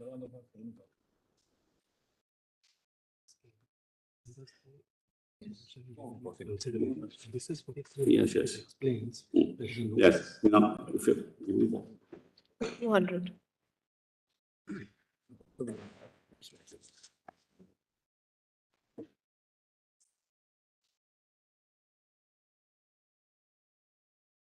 Now, let's kindly see resolution for removal of speaker or deputy speaker from office. Your lordship has that? 200. A member wishing to give notice. What's the PDF page? Page 26. 26. Yes. Now, let's see on the right-hand side, the bold part. That's the notice of resolution for removal of speaker or deputy speaker. That's just notice.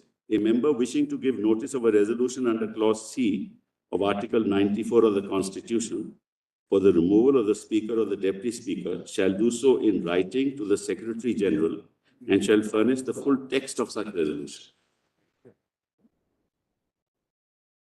On receipt of a notice under sub-rule 1, a motion. So that's first is notice, then a motion. My Lord Mithai Justice Narasimha was actually rightly bifurcated that rule in that fashion. On receipt of a notice under sub-rule 1, a motion for leave to move, the resolution shall be entered in the list of business in the name of the member concerned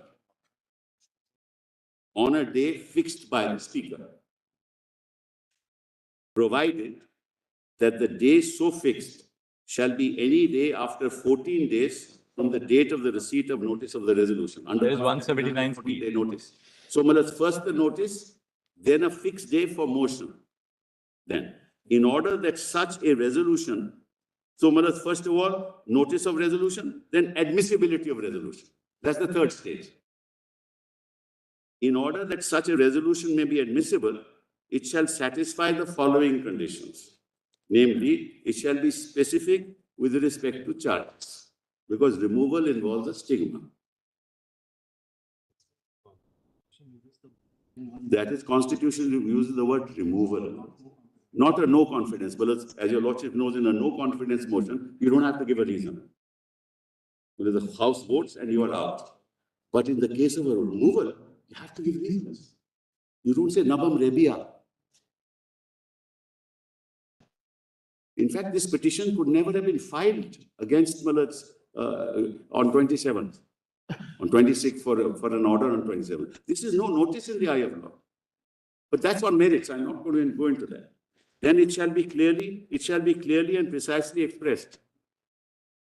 And it shall not contain arguments, inferences, ironical expressions, imputations, or defamatory statements.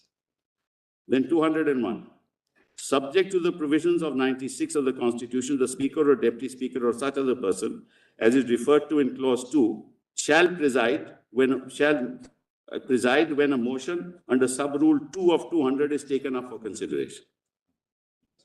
The member in whose name the motion stands in the list of business shall, unless makes a statement conveying unwillingness to move the motion. So, this is the point I was making.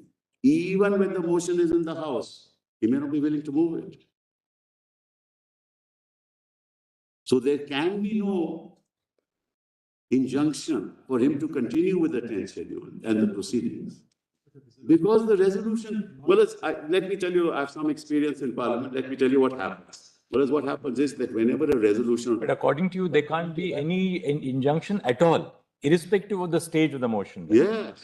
Yes, because that is for him. This third, 10th schedule, even if it is admitted, there is no bar on the... No. Even during the 7 days. Yes.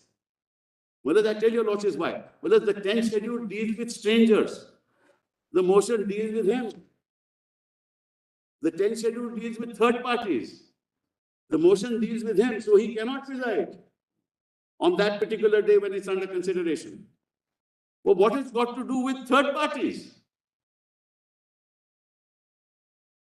Now, these issues were never discussed in Nabam.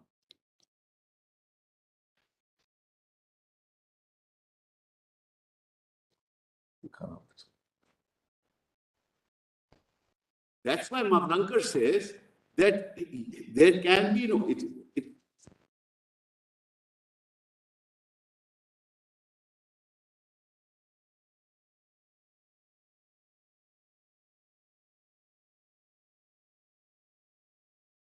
There's no specific... That's why Malas is allowed to participate in the proceedings of the House. He's allowed to speak, he's allowed to vote.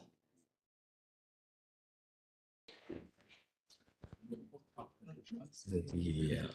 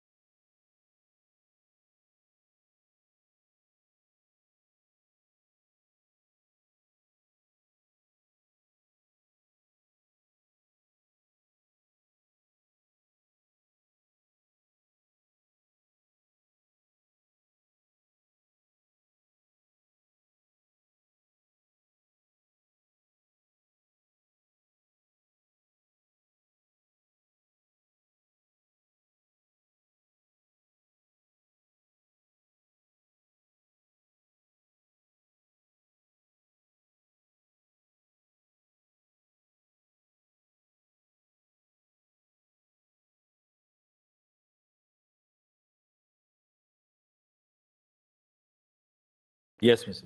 Malas, kindly continue to read this, Malas. So I was reading 2. A member in whose name the motion stands on the list of business shall, unless makes a statement conveying unwillingness to move the motion when called upon to do so. But in either case, no speech shall be permitted. Now, Malas, he continues to preside over the House. The Speaker continues to preside. Then the Speaker or the Deputy Speaker or the person presiding, as the case may be, shall thereupon place the motion before the House and shall request those members who are in favor of leave being granted to rise in their places. Even then he is presiding.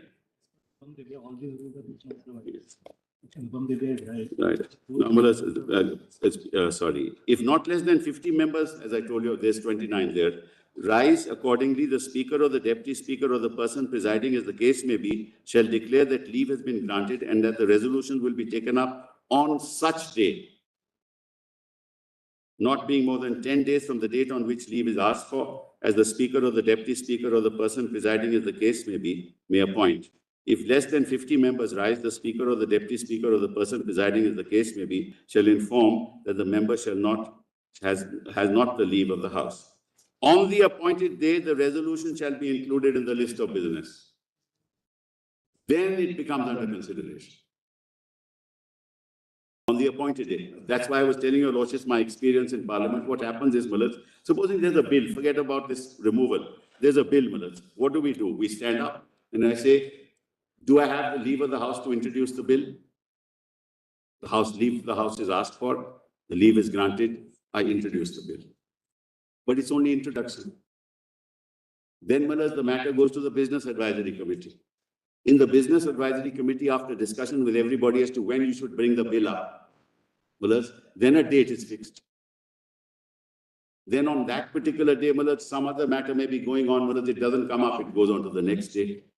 Then, Mullahs, when it comes up on the next day, we rise in our chair and we say that I propose to move the bill for the consideration of the House. That's when it's considered. Same procedure applies. So this whole argument at the time of the problem with Navamil, it says the moment the notice is given, you can't function. That's what Navam decides for us. Therefore, these rules are all ultra-virus according to Navam. Because he can't preside. So these are serious issues. And there are live issues, these are not dead issues. Especially in the context of that letter, Mullah's notice on 22nd, dated 21st. The idea was not to allow the speaker to function. The whole purpose was that. Now your lordships put to me, but then it's a free, and rightly so, that the speaker has no impediments in his way to decide the matter. But that's what Holohan says. What does 110 of Holohan say? There can be no legitimate action before he decides. That's 5 judges of this court.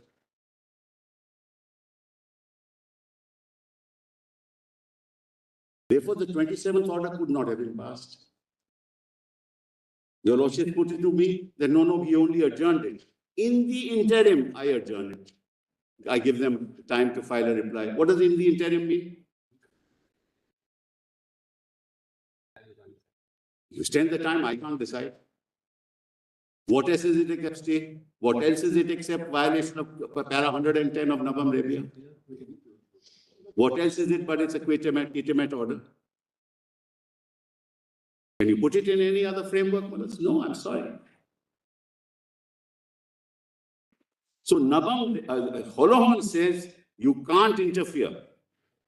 If you can't interfere, then the speaker has to decide. And the whole problem arose because of the 27th order. That's a live issue. That's not a dead issue. That's not academic. Because it was on 2 grounds. Navam Rabia and 2 days notice. So if that was bad, everything will go. Because then what it catapulted into a situation where an elected government is toppled. Because of the disqualification of the deputy speaker not being able to decide. So my respectful submission to your lordships is that 179 for removal operates in an entirely different field. Now I must also disclose to your lordships that the Maharashtra rules do not have this what the Lok Sabha rules have. So what do we, the flip side, Chief Justice, Yes. situation where it's not really a case of an anti-defection. It's a case where there's perhaps a realignment, even a starker case than this. where there is actually realignment is going on. And the chief minister is in an awful minority. Then knowing the writing on the wall, the speaker would want to declare all the others who are on the other side as Can't. violative of He can't, as he can't unless there is a petition before him. That's another. Yeah. Petition part of it is what you are saying, this application, this notice is actually not equivalent to a petition. We are on the interpretation. We are on the question of should the speaker restrain or postpone it till some point of time. We are only on that question. In a situation like this, in order to preempt a situation, speaker takes up the matter and immediately disqualifies them. Let me answer that. Very important pertinent question. Let me answer that. Mullahs, let's now bifurcate these two. One, you can't have a notice before a petition for disqualification. That's one part. You can only have a notice after the petition for disqualification. Okay, that point is taken. Well, correct? Go to the after next the notice. What's the next now, point? supposing there's a notice after the petition of disqualification. In that event, everything would have happened already. Suppose there is a The facts would have happened already, Mullahs, because the notice will have to be based on take a allegations based. situation where a notice is there. Take a situation. Assuming for a minute that this 20, instead of 21st, it's a 20th notice. Then what will happen? Not 20th, 24th. No, there is a notice on 10th schedule. Yes. Already given by one of the minority members. Okay. Then what will happen? I'll tell you, Lordship, what Then the speaker proceeds further to disqualify all of them. Why not? Because that's the law. That's why I said under the 10th schedule, there is no majority issue. There is only a merger issue. So therefore, there's no defense under the 10th schedule. About 2 days' time, he proceeds to consider the 10th schedule and immediately he passes. But Malaj, if out of 55 or 58, 40 are on the other side, it's covered by the 10th schedule. Because there's no defense. Malaj, as your Lordship knows, under the 10th schedule, you are given only defenses. If there's a petition for disqualification, there is only a defense available. It was available, Malaj, under paragraph 3, 1/3 of the members of the legislative party, Malaj, decide to join the other. That was a defense available. We are 1/3. Right? Now, that also has gone. So there is no defense of saying, I'm in majority. Your Lordship is now taking a hard fact situation that the Chief Minister has lost confidence. Actually, he's only 50 people are, out of 50, 40 are on the other side. I'll assume that against myself. Right? Now, they are still subject to disqualification. So what? That's why, as I said, these majorities can't be decided in the legislature. What they'll have to do is go to the party, take over the party, throw him out, and come to the house. There before disqualification. No, all that time is not there. By the time they go to the party, to the election commission. That is why that is precisely my argument. Therefore, Mr. Sibal, your argument, I mean, stretched to its logical conclusion would mean this, that even if a chief minister of a party completely loses the confidence of his own party in the house, yes, whether he has a confidence or not cannot be tested on the floor of the house. It cannot be.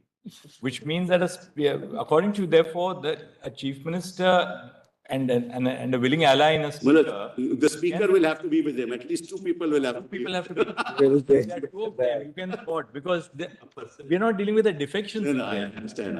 Where you lose your own party, but then you continue because you have lost your own party. I'll tell your Lordships then what will happen.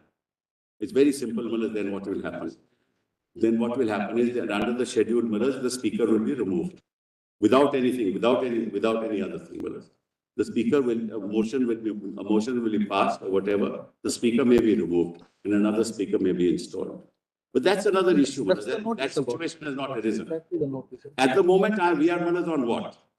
From what date does the disqualification of the speaker commence? Important question, I'm talking. That's all. Now, let me now read something, Mullahs, the Constitution itself. Yes. For a minute. No, I think you've now made your submissions on the reference or the lack of reference. Yeah. I'm sorry. The same thing, whether the reference needs. Right. Now, just one other. Yes. Just one other thing. There's a judgment of the UP Allahabad High Court, 1964 judgment which deals with this issue, luckily. 64. And I'll tell your lordship what the judgment says. Then I'll give your lordship judgment. Yeah. Whereas there the question arose that a chairman of the Legislative Council was sought to be removed. Now, at the time when the notice was given, he was there presiding. At the time when a motion was moved, he was still presiding. At the time when the leave was sought to be granted, he was presiding. A writ petition was filed that you could not have presided at the time when leave was granted to move the motion. Right? Leave was refused. So, the question then arose and the court said, look, under the Constitution and the rules of the Assembly, he is not required to vacate his chair when leave is sought. Because the resolution only comes up for consideration when a particular day is fixed for its consideration. Precisely what we've been arguing before your lordship. That's the judgment. Just give it to my lordship.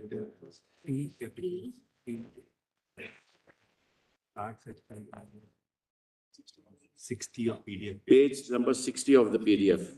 3A, volume 3A. 3A, additional compilation. Page 60. Yeah. No. Yeah, I'll do that.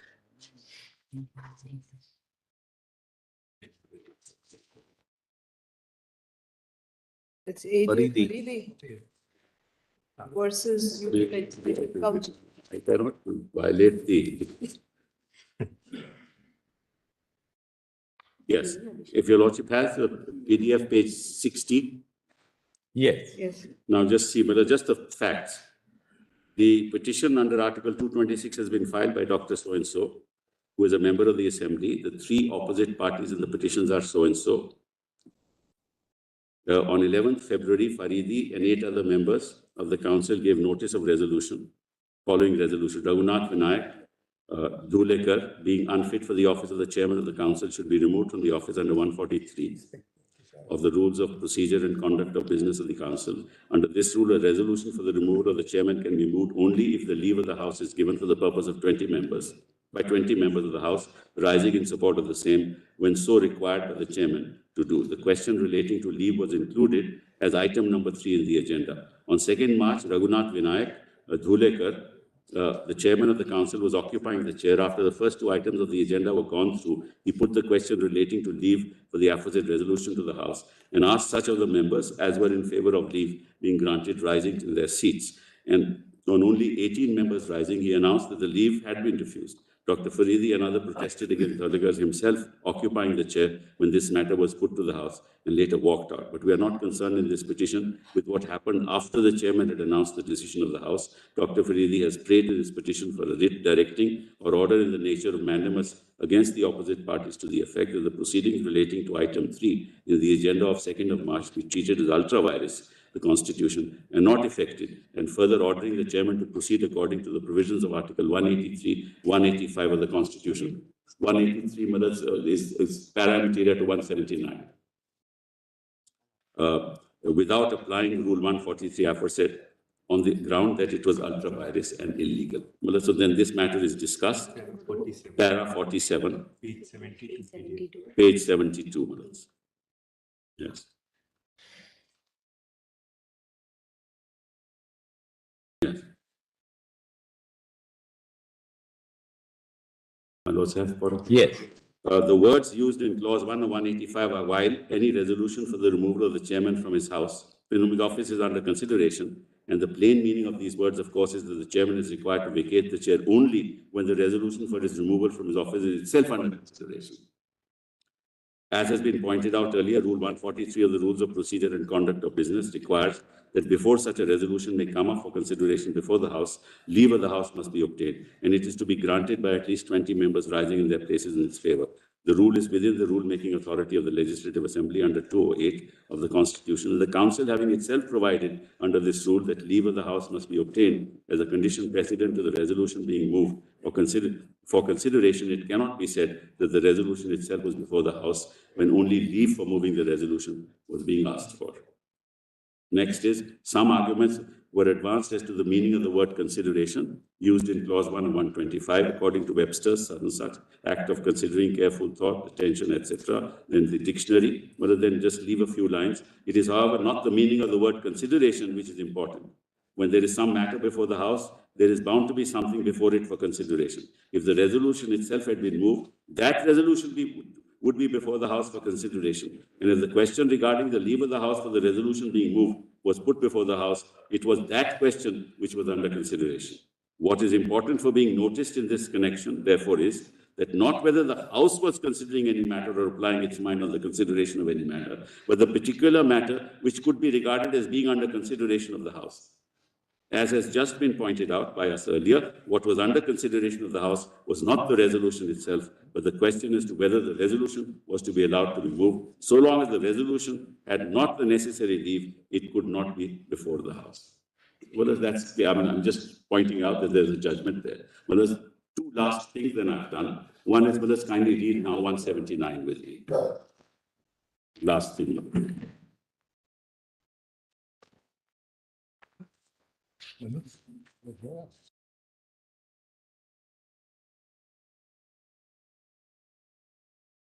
One actually. Some words, Mullahs, have been glossed over, which I'd like to invite my Lord's attention to. 181.1. It says, it starts with the expression, at any sitting of the Legislative Assembly. It's very important, those words.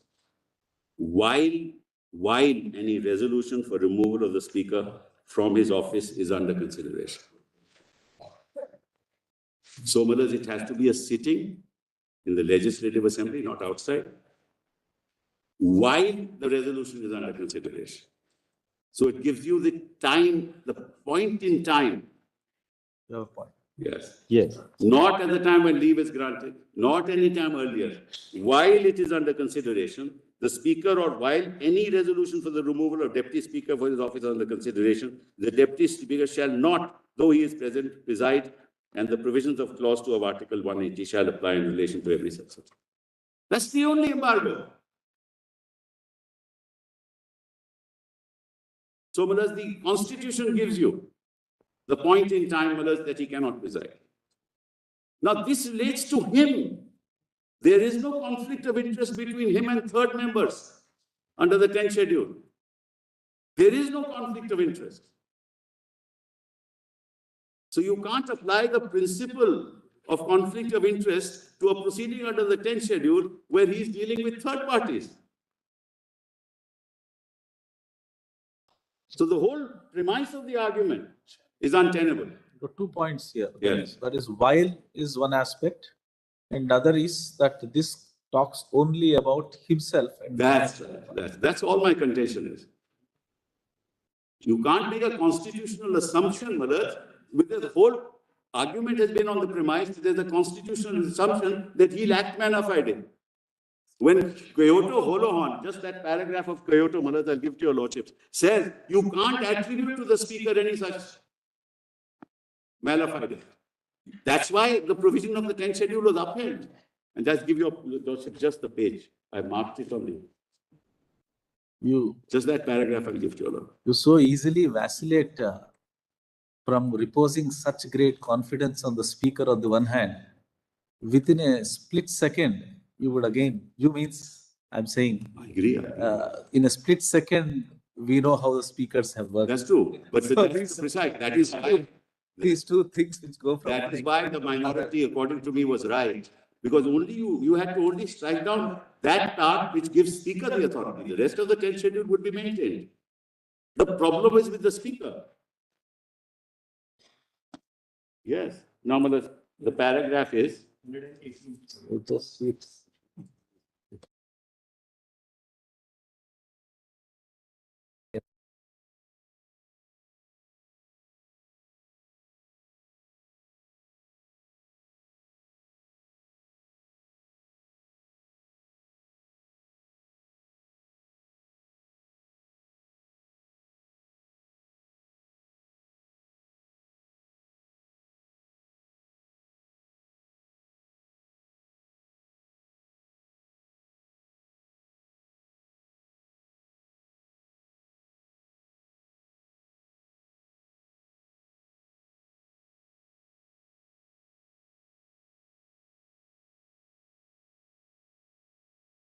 Sorry.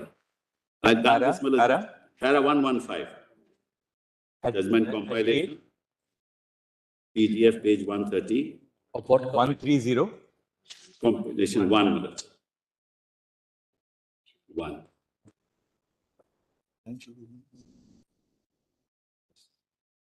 May I?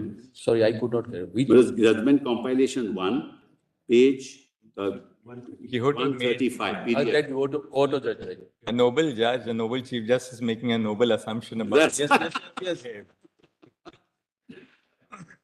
That's not how things have panned out. Those are after different 92. times. True. Those were But Milord, the point is you, as a constitutional court, cannot on the assumption proceed that he will act mala fide. That's the point. That's why your lordship keep on asking me, what if he does this and what if he does that? That constitutional assumption you can't make. Otherwise, he should not be the authority which adjudicates. But can we overlook the situations that have been thrown up after 92? No, I'm not saying overlook it, Milord. I'm the last one to say overlook it, Milord. In fact, I'm the one to say he should not have that authority. But I'm saying as the law stands, So just note them, I will not read it. 115, 118 and 119. And 119, it says, accordingly, the contention that vesting of adjudicated functions in the speaker would by itself vitiate the provision of the ground of likelihood of political bias is unsound and is rejected. Yes.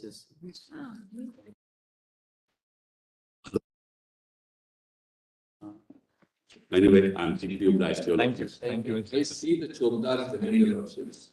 In the event your Lordship is not sitting in a constitutional bench in the afternoon, then I can finish in 10-15 minutes.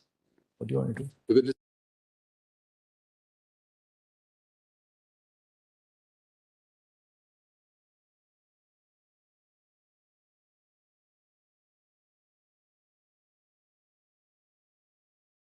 Then you can conclude. I thought so, because Yes. Yeah.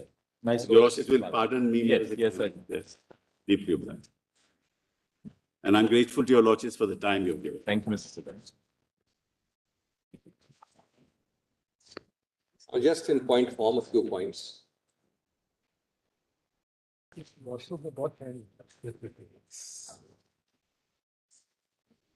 Well, let us get back to the discipline, the core issue arising. Refer or not refer? Should it be reference and why reference? That's the query my Lord put between. I think my Lord the Chief Justice put it. In fact, Justice Shah and Justice Narasimha also put it.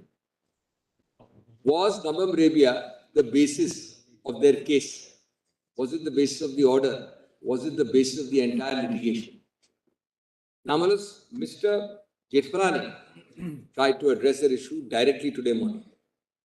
And perhaps he's not been rightly advised. His clients have made repeated averments directly to the contrary. Every argument of my learned friend is belied by in writing pleading. My learned friend has showed one letter to your Lordships. Just note in sequence, the Lord should be astonished how much entirely the reliance is on Nabam Rebia, which is why your Lordship will refer it, unless your Lordship wholesale agrees with Nabam Rebia, obviously. If your Lordship doesn't agree with Nabam Rebia, it has to be referred. Now, kindly note that. Just note the pages first to save time, then I'll show the pages. My learned friend, with great respect, has made an oral argument without being advised about his own client's pleadings, or at least his related client's pleadings. PDF 160, I'll give all the PDF first together, so Lordship will be able to follow it more easily. PDF 160, this is all in compilation CC1. That is not case law compilation, but the main CC1. CC1. Pleadings. Convenience compilation. Yes, CC, convenience compilation. The PDF pages Seriatimar 160, 167, 174 and 193. 4 pages. 193. Yes. So 160, 167, 170, 193. 174 or 174 you said. Yes, I'm very sorry. 174 and 193. That's right. So 160, 167, 174 and 193. And one more thing, Manis. They then have filed written submissions here opposing the reference in your Lordship's court. In that written submission, page 3, para 3, there are 5 things.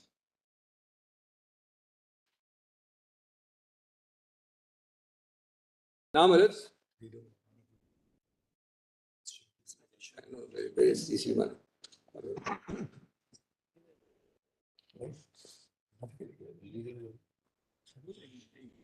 Now, remember, your lordship is considering only two issues.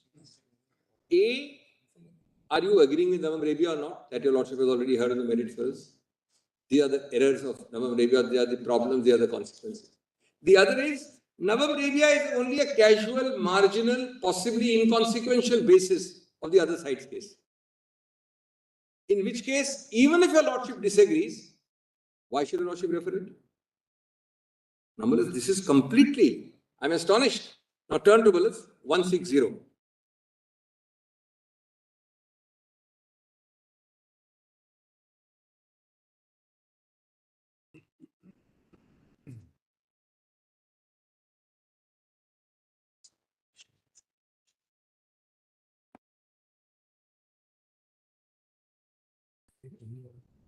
My lord has got 160. This is a PDF page.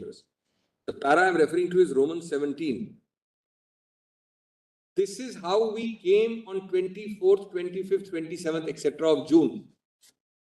What is this page 160 that you are reading out? I am reading 160. What document? The actual petition. Sorry? Part of the writ petition. It's the writ petition by which the whole thing was born. Whole thing started, and this is what we argued. Writ petition filed by them. On which 27th order was passed. On which, and that's the foundation, the main Shinde petition, if your lordship may so call it, on which everything is founded. That's 160, I'm sorry. It's a short paragraph.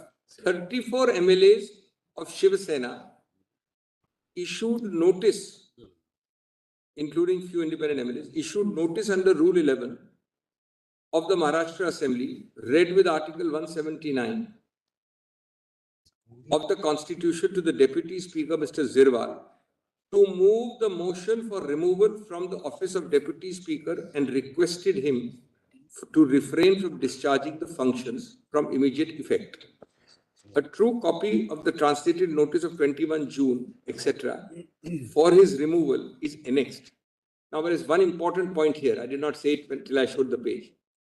Along with this reliance on Rebia, which I will develop in a minute, is a major suppression. Major suppression. And both suppressio veri and seditio falsi, both aspects also. Your lordship heard hardly 1 hour ago that nothing turns on this because this was rejected. Your lordship heard it just now. Where is the rejection mentioned here? You have come to a court in a vacation seeking urgent interim relief involving the possible toppling of a government. Today, because it suits you, you argue that it was rejected. Now the whole para is here. Lordship will look behind and forward. There is no mention of rejection. It's completely suppressed. Now go on. Kindly proceed further. Now come to 174. So, there is a remarkable intersection of suppressio veri, seditio falsi, and reliance on Rebia. It will just, when I complete, you will see the total picture. And it's true in constitutional adjudication, we can have very large, nice issues, but ultimately, there should be some discipline of law. How you came to the court, what you relied on, today, your lordship is considering reference, not the merits. 174. Oh, sorry, 167. My apologies. I gave the wrong page. That specifically refers to Navam Rebia. Yes. Now comes the ground, the first ground. No, see the whole construct, the basis on which you came, you entered the door with this basis, got an order, and today because Navam doesn't suit you, you have been disloyal to Navam and detaining it. The petitioner is filing the present writ petition on the following amongst other grounds which are taken in the alternative first ground. First, Deputy Speaker cannot disqualify any member under Schedule 10 during the pendency of his own removal resolution because this Honorable Court in Navam, so-and-so, so-and-so, so-and-so, has held that the Speaker or the Deputy Speaker during the time of the pendency of a notice of resolution for removal cannot disqualify any member. The relevant paragraph reads as follows. Now, we have harassed your lordships enough time with this paragraph, but look at the length of the quotation. This is the writ petition's first ground. This ends at 173 after 3 pages, entirely the same paras we have read above. Paras are the same. But no disclosure of rejection. The title is when a resolution for removal of his own removal is pending. Mark the word pending. The next sentence should be, oh, but yesterday it was rejected. Your Lordship should know that. The word pending is used, own removal is used. This is well a suppression of the worst kind. Now, it's not just, I remember, I'll give you a citation. There is 1976 judgment of the Lordships. Take out that. Which cite 64, just a digression for a minute, Lordship will see what standards the Lordship is to maintain. And it's all right, your Lordship is crowded today, so your Lordships always can't maintain it. 76 Supreme Court cite 64.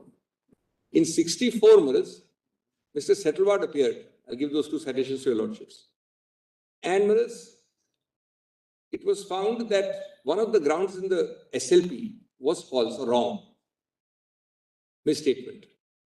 So Mr. Settlewatt appeared second time and the judges agreed with him when he said, I never argued this ground. It is a misstatement. I never argued the ground. And he says, we will take your statement, Mr. Settlewatt, as correct. We did not grant leave on the basis of this because you never argued this ground. But we will revoke leave. Because there is a misstatement. Now, this misstatement is the basis of getting whatever order you got on 27th. On 27, according to them, there was no injunction. No, kindly see, on 25th or 26th or 27th, would the speaker have disqualified or upheld and said no disqualified? Just can you go step by? This is very important. This is the biggest fiction being propounded to your Lordships. Suppose there was no order by the vacation bench of this court. Just for a minute, efface the slate clean. The speaker would be at liberty on that day, which is the 27th, to either disqualify XYZ or not disqualify. The speaker had given them time till 25th, so his hands are free till 27, 2 days. Your Lordship does it frequently, and I appeared for 2 hours, matter went until 9 o'clock in the night. The learned judge said that the effect is the same, we extend the time, and we'll be hearing the matter. When your Lordship extends the time to file a reply, can the speaker decide? This stays or interim intervention by Lordships has many forms and models. They come in myriad colors. It's completely a stay. I am repeating, I was there for 3 hours and 2 days. Only Nawab was argued. Only Nawab was read. Now you can today say anything, and possibly, there are video recordings of the hearing. It was argued in the evening, till 9 o'clock. The learned judge sat from 5 o'clock. I mean, we can disagree on Nawab, but we should not say that Nawab is not the basis of your case. This is highly troubling. This is wrong. This is not the tradition of this court. Now, your Lordship has extended the stay for filing, the time for filing reply, the only effect of which is the learned speaker's hands are tied. He can't do anything. And then the judge says, the learned order says, in the interim, and then he says, I'm hearing it on Monday. This was a Thursday or a Friday. Next Monday, I'm hearing it. This will take care of it. But kindly go further. Kindly go further. Now, your Lordship has seen 170, now come to 174. D. So, your Lordship is having whatever your Lordship makes of this cocktail of suppression, of misstatement, and of Nabab. Whatever your Lordship will see in the overall picture. D for Delhi. That was suppressio vera. This is suggestio falsa. This is a direct affirmative suggestio falsa. Because of the disqualification proceedings initiated against the petitioner is invalid and against the various provisions of the Constitution, as the resolution for removal of Deputy Speaker is already pending for decision, and the disqualification of the petitioner is liable to be set aside solely on this ground. Just because this is Supreme Court. Just because it suits you, you can't say today that it did not have any role, rejected. Over. Finished. That's not your case. Then 193. 190. And I hate to say what the bench would have said or held had this been told to the bench. That's not for me to speculate and possibly not for lordships to speculate. 193. Now see the prayer. Nabam was not the basis of our case. Nabam was hardly argued or touched upon. Nabam was one out of many. Now see the prayer, please. The first prayer again, like that first ground. Issue a writ of prohibition, mandamus or any other appropriate writ, direction or order directing R1 to not take any action on the disqualification petition under Rule 6, seeking disqualification of the petitioners under so-and-so, pending before the Honorable Speaker, state, and not to take any action on the same, mark the 2 lines, until the resolution for removal of Deputy Speaker is decided. Again, of course, that it is, well, now see that written submission, Malas, which is fine now. Now meaning now, Malas, to oppose the reference to Nabam Rebia. Can you show me that? That is called written submission on behalf of R4, opposing the reference to a bench of 7 honorable judges. Possibly filed before 10 January, I am told. There are two. One. Yeah, it's there. Serial number? D. After both the parties. What is serial number? There are two, Mr. Dr. Singh. There are Serial number is called D. one supplementary and another is only the first one. In the first one. Okay. It's Then called D. D. That's right. E. D1. Para 3. Okay.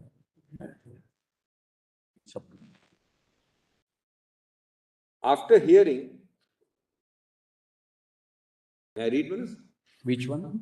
3, para 3 in this written submission, which is under D. Page 3, para 3. After hearing both the parties at length on various arguments, including but not limited to the judgment of this Honorable Court. Of course, other things must have been said, but the point you thought fit to mention was only Nabam Rebia here. That's your prime point. That's your showpiece. Including but not limited to the judgment of this Honorable Court in Nabam, the division bench of this court as an interim measure extended the time to file the reply to the summons notice of disqualification solely in compliance with the basic principles. This is the stay also. This is the stay. You moment, your lordship knows, direct or indirect by any means, your lordship disables the speaker from passing an order X or Y on disqualification. That is a temporary stay. And nobody will question the Supreme Court. Nobody will go ahead after your lordship says, I extend the stay. The court says, no, there was no formal stay. Therefore, I will go and decide the disqualification without time. That cannot happen. Your lordship knows that. So that is my first point. On reference, it is of direct relevance. The Honorable Chief Justice put that question squarely, that please do only tell us about reference. Absent an agreement with all forms, all facets of Nabam, your lordship would and must with great respect refer it. Distinguishing it, your lordship has heard enough arguments, is not the correct course of action, is not going to really, it might generate more future litigation than solve any problem. Your lordship would either, in a binary sense, agree or refer.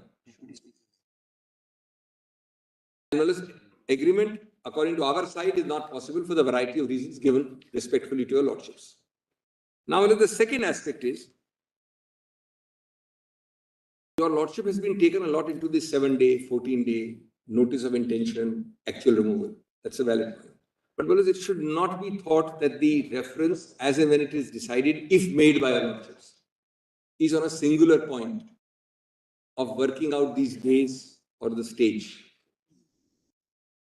The reference would raise significant issues, and one of the... Have you formulated the issues with Dr. Singhvi?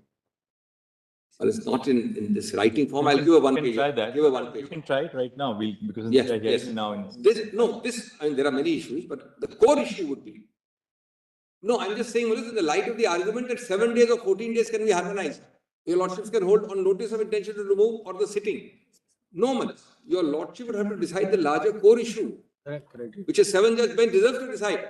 It's not just whether your lordships can directly or indirectly conflate Chapter 3 and 10 schedule. Or to be more precise, 179 to 182, etc. And the 10th schedule. What is the chapter? Chapter 3. It's chapter 3. Right? Yes. We are not saying this is the only issue. Don't misunderstand me. I am on the Nabab area point. I mean, there are many other issues. Tomorrow it will be said that I am giving up all other issues. No.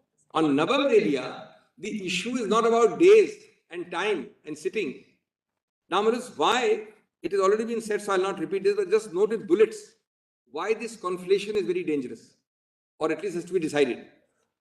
The heart of the error of Naban is a conflation, a mix-up of two distinct. One, I'm giving a in bullets the reason. One, not only Kyoto, but starting from Kyoto, case after case after case, constitution bench after constitution bench said, 10th schedule is a code in itself. This has been forgotten. CODE is repeated everywhere. Code in itself. Self-contained autonomous code. This word is very important, Malas. So, Malas, it's an impregnable, self-contained code. I made the point indirectly about notwithstand and subject to. But it's a code. That's Kyoto starts with Kyoto, it says it's a self-contained code. So, Malas, there can't be a conflation like this. Two, there is a continuity envisaged in 10th schedule, even if a lot of adventurous action is happening in the rest of the constitution. Pay the speaker. The para 6.1 which Mr. Sibbal read, the proviso, illustrates two things. There cannot be a hiatus, stoppage or lack of continuity in 10th schedule. Well, they have gone that far to anticipate that he's the speaker. This speaker, Malus, will have a disqualification against himself because he has done some untoward act. And your Lordship has used another phrase, persona designata. Normally, Malus, in 10th schedule, the persona designata is the speaker, and a persona designata means no one else by exclusion. That's the meaning of a persona designata. They anticipated and said, yes, it is a persona designata. But what in the strange case where I myself am facing a disqualification? No stoppage, no lack of continuity, no hiatus. Anybody else will be elected and will become the speaker, so-called, for the 10th schedule purposes. That's proviso to para 6 bracket 1 of the 10th schedule. The third reason you can't conflate, because of the whole idea is continuity. The third reason is that, it was said, Mr. Sibbal did say, but I want to elaborate on that there is no 10th schedule of the old kind, now only defenses. Now, your Lordship may not have looked this time, but earlier Lordship saw. 4, 5 and 6 are very interesting clauses. The defenses are very limited now. 4, 5 and 6 are the only defenses. As my Lord knows, there was 3, which is conspicuous by its absence by the 91st Constitution Amendment of 1104 that deleted clause 3, the split. Now just see the nature of the defense, fellows. 1, merger. I'll not read it. That's fellows clause 4.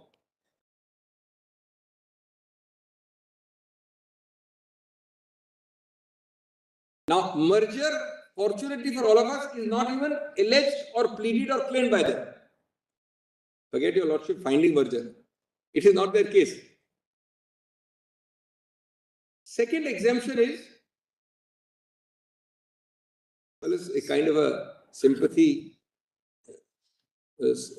condonation. If he rejoins, there are cases where the person will rejoin. So you have a provision by which he can be let off. That is fine.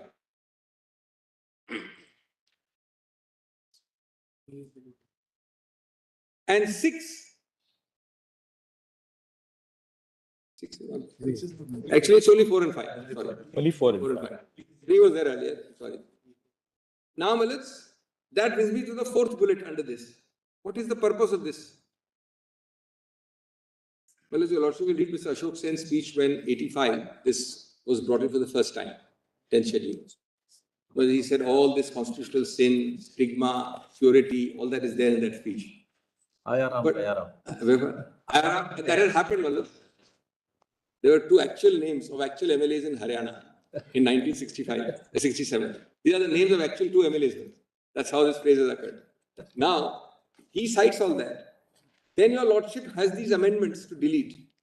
The object is that defection is a per se doctrine. Defection becomes a per se doctrine because you give highest weight to maintain purity. Well, as your lordship is, with great respect, thinking of a very, very unique, extreme case. It will be academic, it won't happen in politics. Of everybody leaving except the chief minister and the speaker. Theoretically, it can happen, but was well before that. Everybody will leave, including the speaker, or he'll be removed, as the Sybil said. So it doesn't really arise. It will not, it should not come into your lordship's analysis of how to deal with this Navam issue. The object is that as long as even the majority or large number or small number, minority, split, anything goes, we bring it straight, because we have found from 85 till these amendments came that the split and so many other defenses were being used. So, therefore, it's a per se doctrine. In a per se doctrine is the fifth bullet. The speaker has to get only two things, Kindly note that. What does he have to get? Right? He has to get, any evidence of voluntarily giving up or voting or abstaining. They're the only two categories. Now, second is easy. There's a whip to be shown. You absented yourself or did not vote. The first one is, your lordship is interpreted in 10 judgments by conduct, by going to the governor, by being photographed on a podium with giving speeches with the opposition. All the judgments are there. So the speaker must act if the 10th schedule is a constitutional sin prevention. Your lordship cannot allow the other side to ask him, you can act, but you may be biased. May be biased. So that's my second point.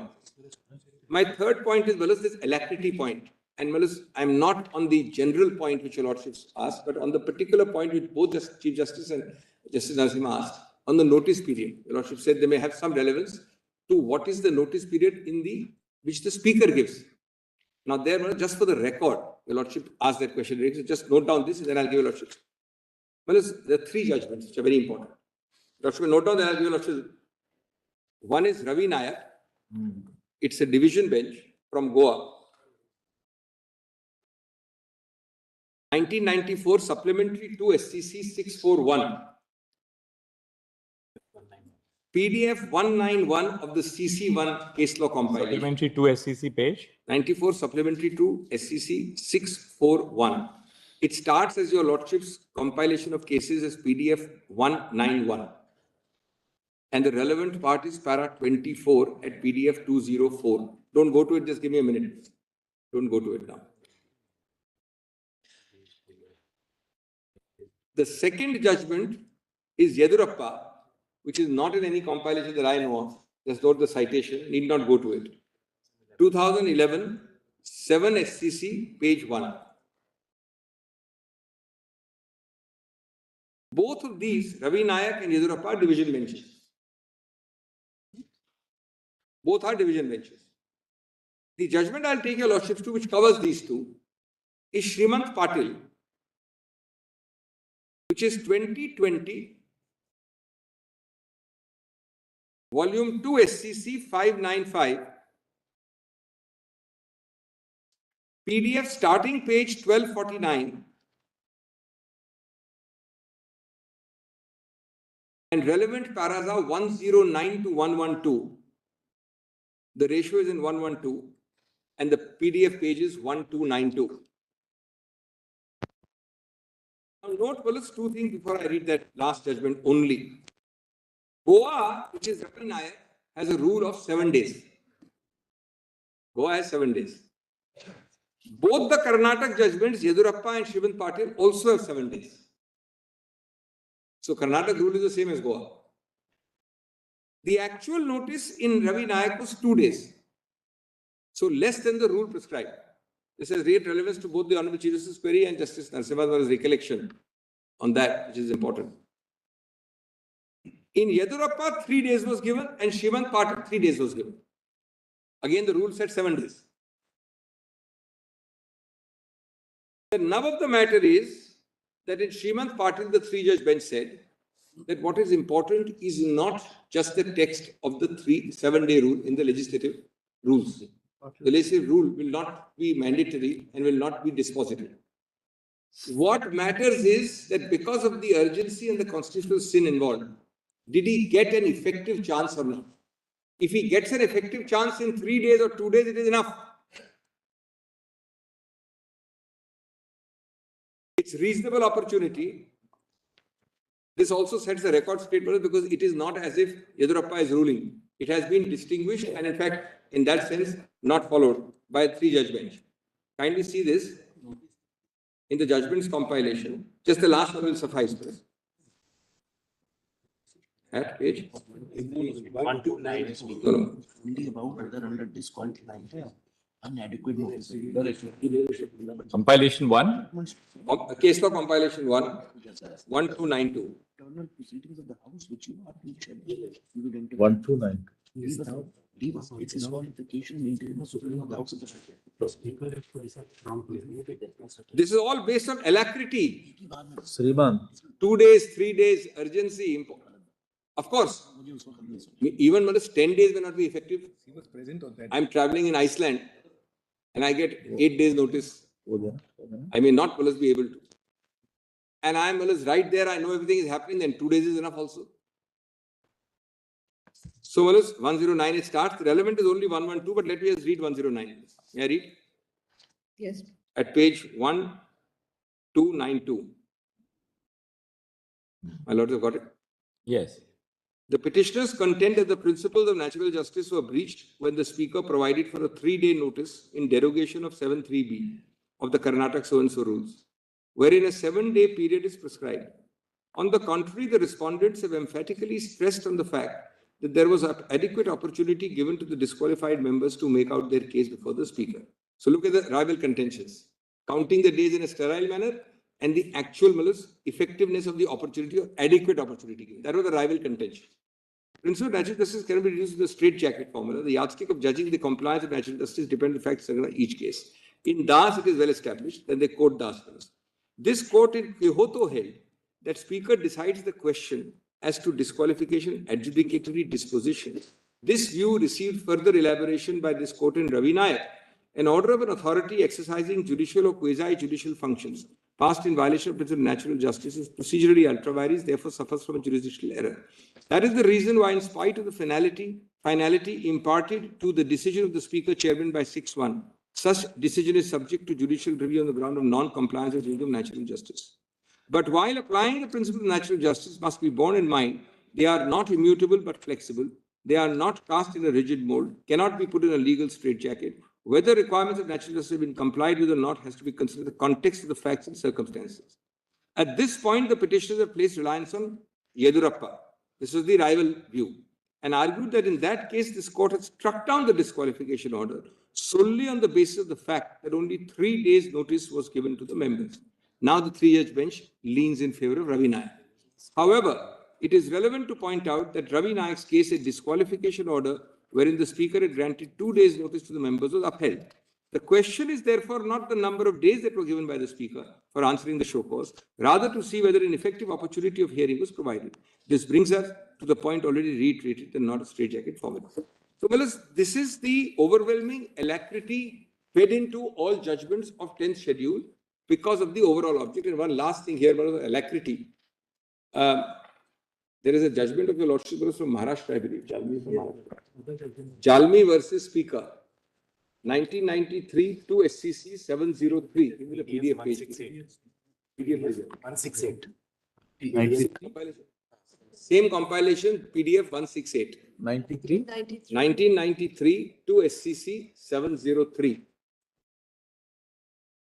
Para is 20. The starting page of the PDF is 168. Para 20 is at PDF page 179. 179. Open it.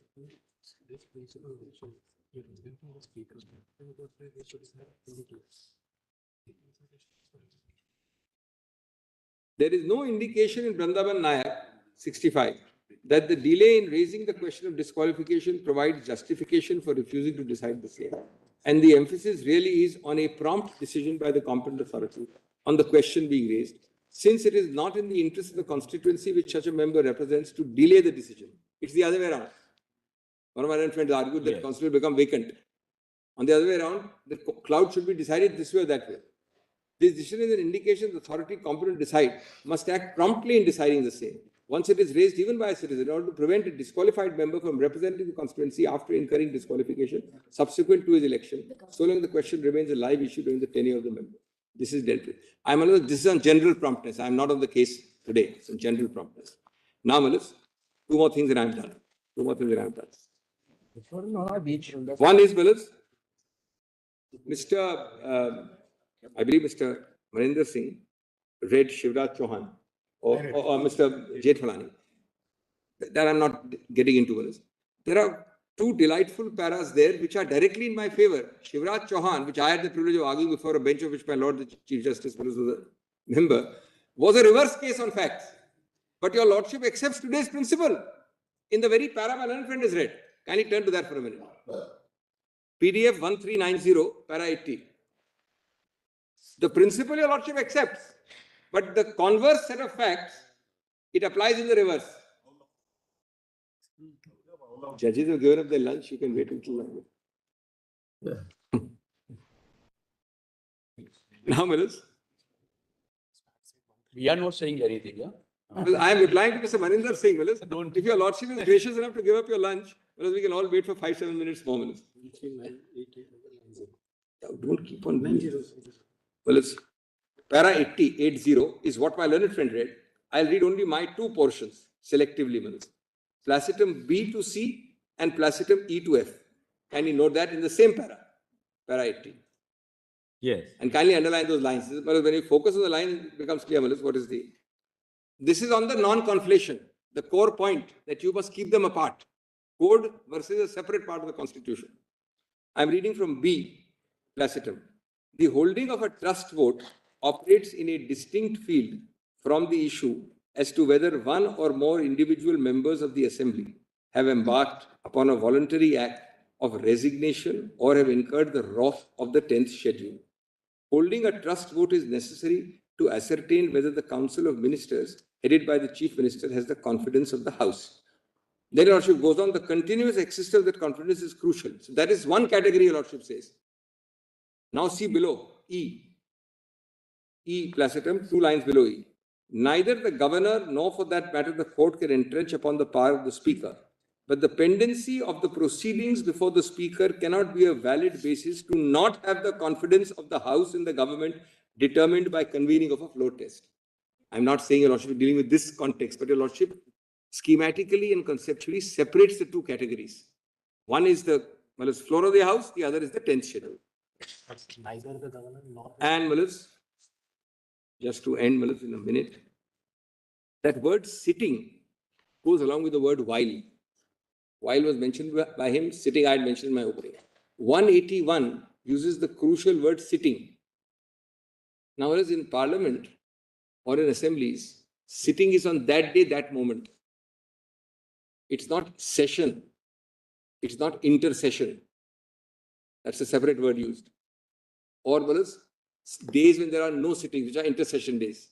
Sitting means an actual sitting of the House. So notified. When the attendance registers are open for the members to get their daily allowance of 1,500 rupees. Therefore, that sitting word with while read together makes it crystal clear that the speaker is activated or disabled for that sitting when that removal will have relevance. While that removal in that sitting.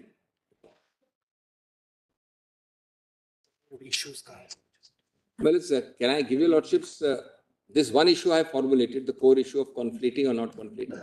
If your Lordship would want, I can give a one-pager on the issues by today evening.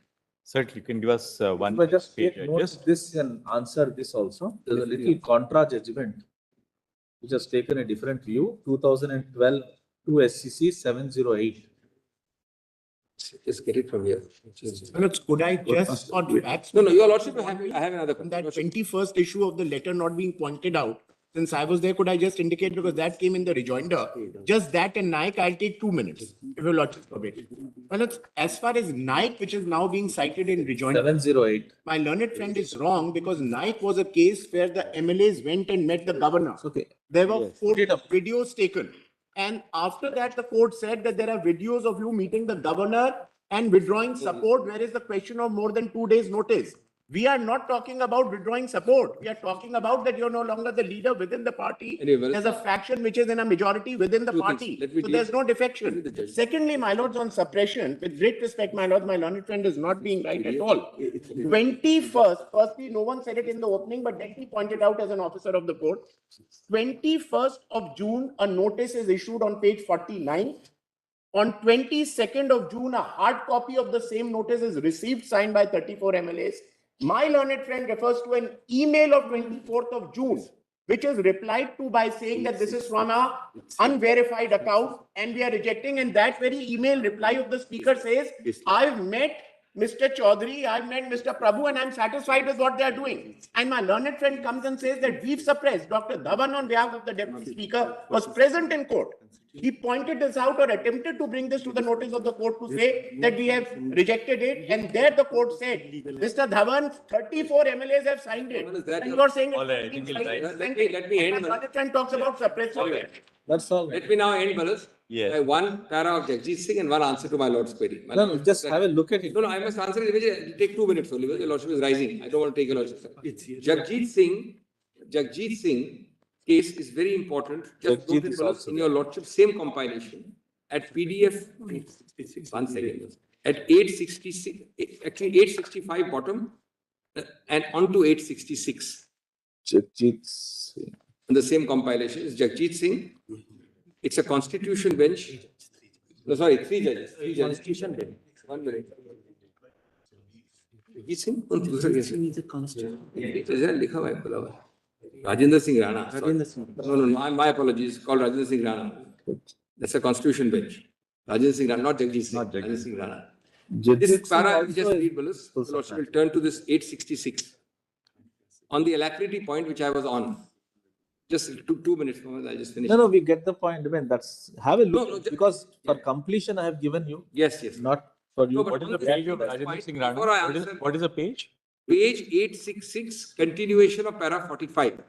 Yesterday it was cited. Yeah, it was cited, yes. Correct. Now, this part was not read perhaps. Just see Para, 7 lines above para 46. para 45. In para 45, 7 lines above para 46. At page 866. Yes. Considering that if the 13 members are found to be disqualified, their continuance in the assembly, even for a day, would be illegal and unconstitutional, and their office as ministers would also be illegal, at least after the expiry of 6 months from the date of their taking charge.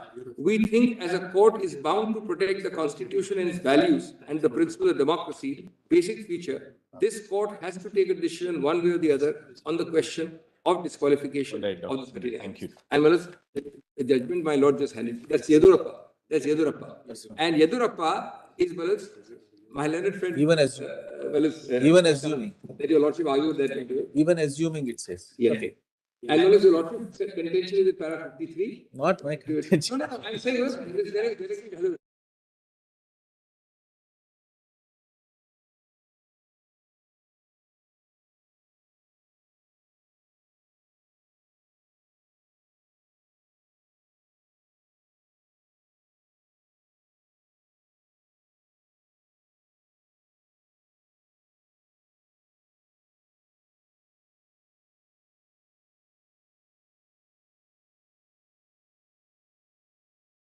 So fortunately. Okay, it's a 2 That's right. That's a saving grace for you. We are very, very grateful. But very deeply We'll dictate a small order. We have heard Mr. Kapil Sibal and Dr. Abhishek Manu Singhvi and Mr. Leonard Senior Counsel, Mr. Devdutt Patnaik on one side, and Mr. Neeraj Kishan Paul, Mr. Mahesh Jetnani. The Solicitor General ka naam pehle to, Mr. Neeraj Kishan Paul, Mr. Mahesh Jetnani, and Mr. Maninder Singh and Mr. Siddharth Bhatnagar, Leonard Senior Counsel for the other side. Stop. Arguments have been addressed before this court. only on the question as to whether the decision in Navam Rebia, Pura citation le lo, requires to be considered by a larger bench. Full stop. Arguments are concluded on the above aspect. Orders reserved. Very grateful. We are very grateful. That's, 50. Mr. Attorney? Yes. The next matter, 502, would not like to cover this next week. Next week, there are some fixed bench matters and You have some other. All right, then I think we'll not immediately start with that. yeah, my lord, we can consider having it, my lord, post this holy vacation. my lord. the next Consider. there are a couple of- We'll just consider, yeah. Very well. Please. Sorry, my lords. Not this afternoon. Very well. 502 has your lordship stake 10 to 502 will not take today. today. So, yes, we'll see when to list it. We'll give you enough, Kindly give notice also, ma'am. Yes. 503, that other NCT matters, so lordship yes. will give us an the indication. writ petition. The writ petition on the amendment of the statute. The amendment. That's before the regular bench, not before a constitution bench. Of course, Well, the understanding was. Yes, of course. Take up matter after this matter, so could it be on? We are going to take it up after this matter, but not this afternoon, that's all. Very well. Very well.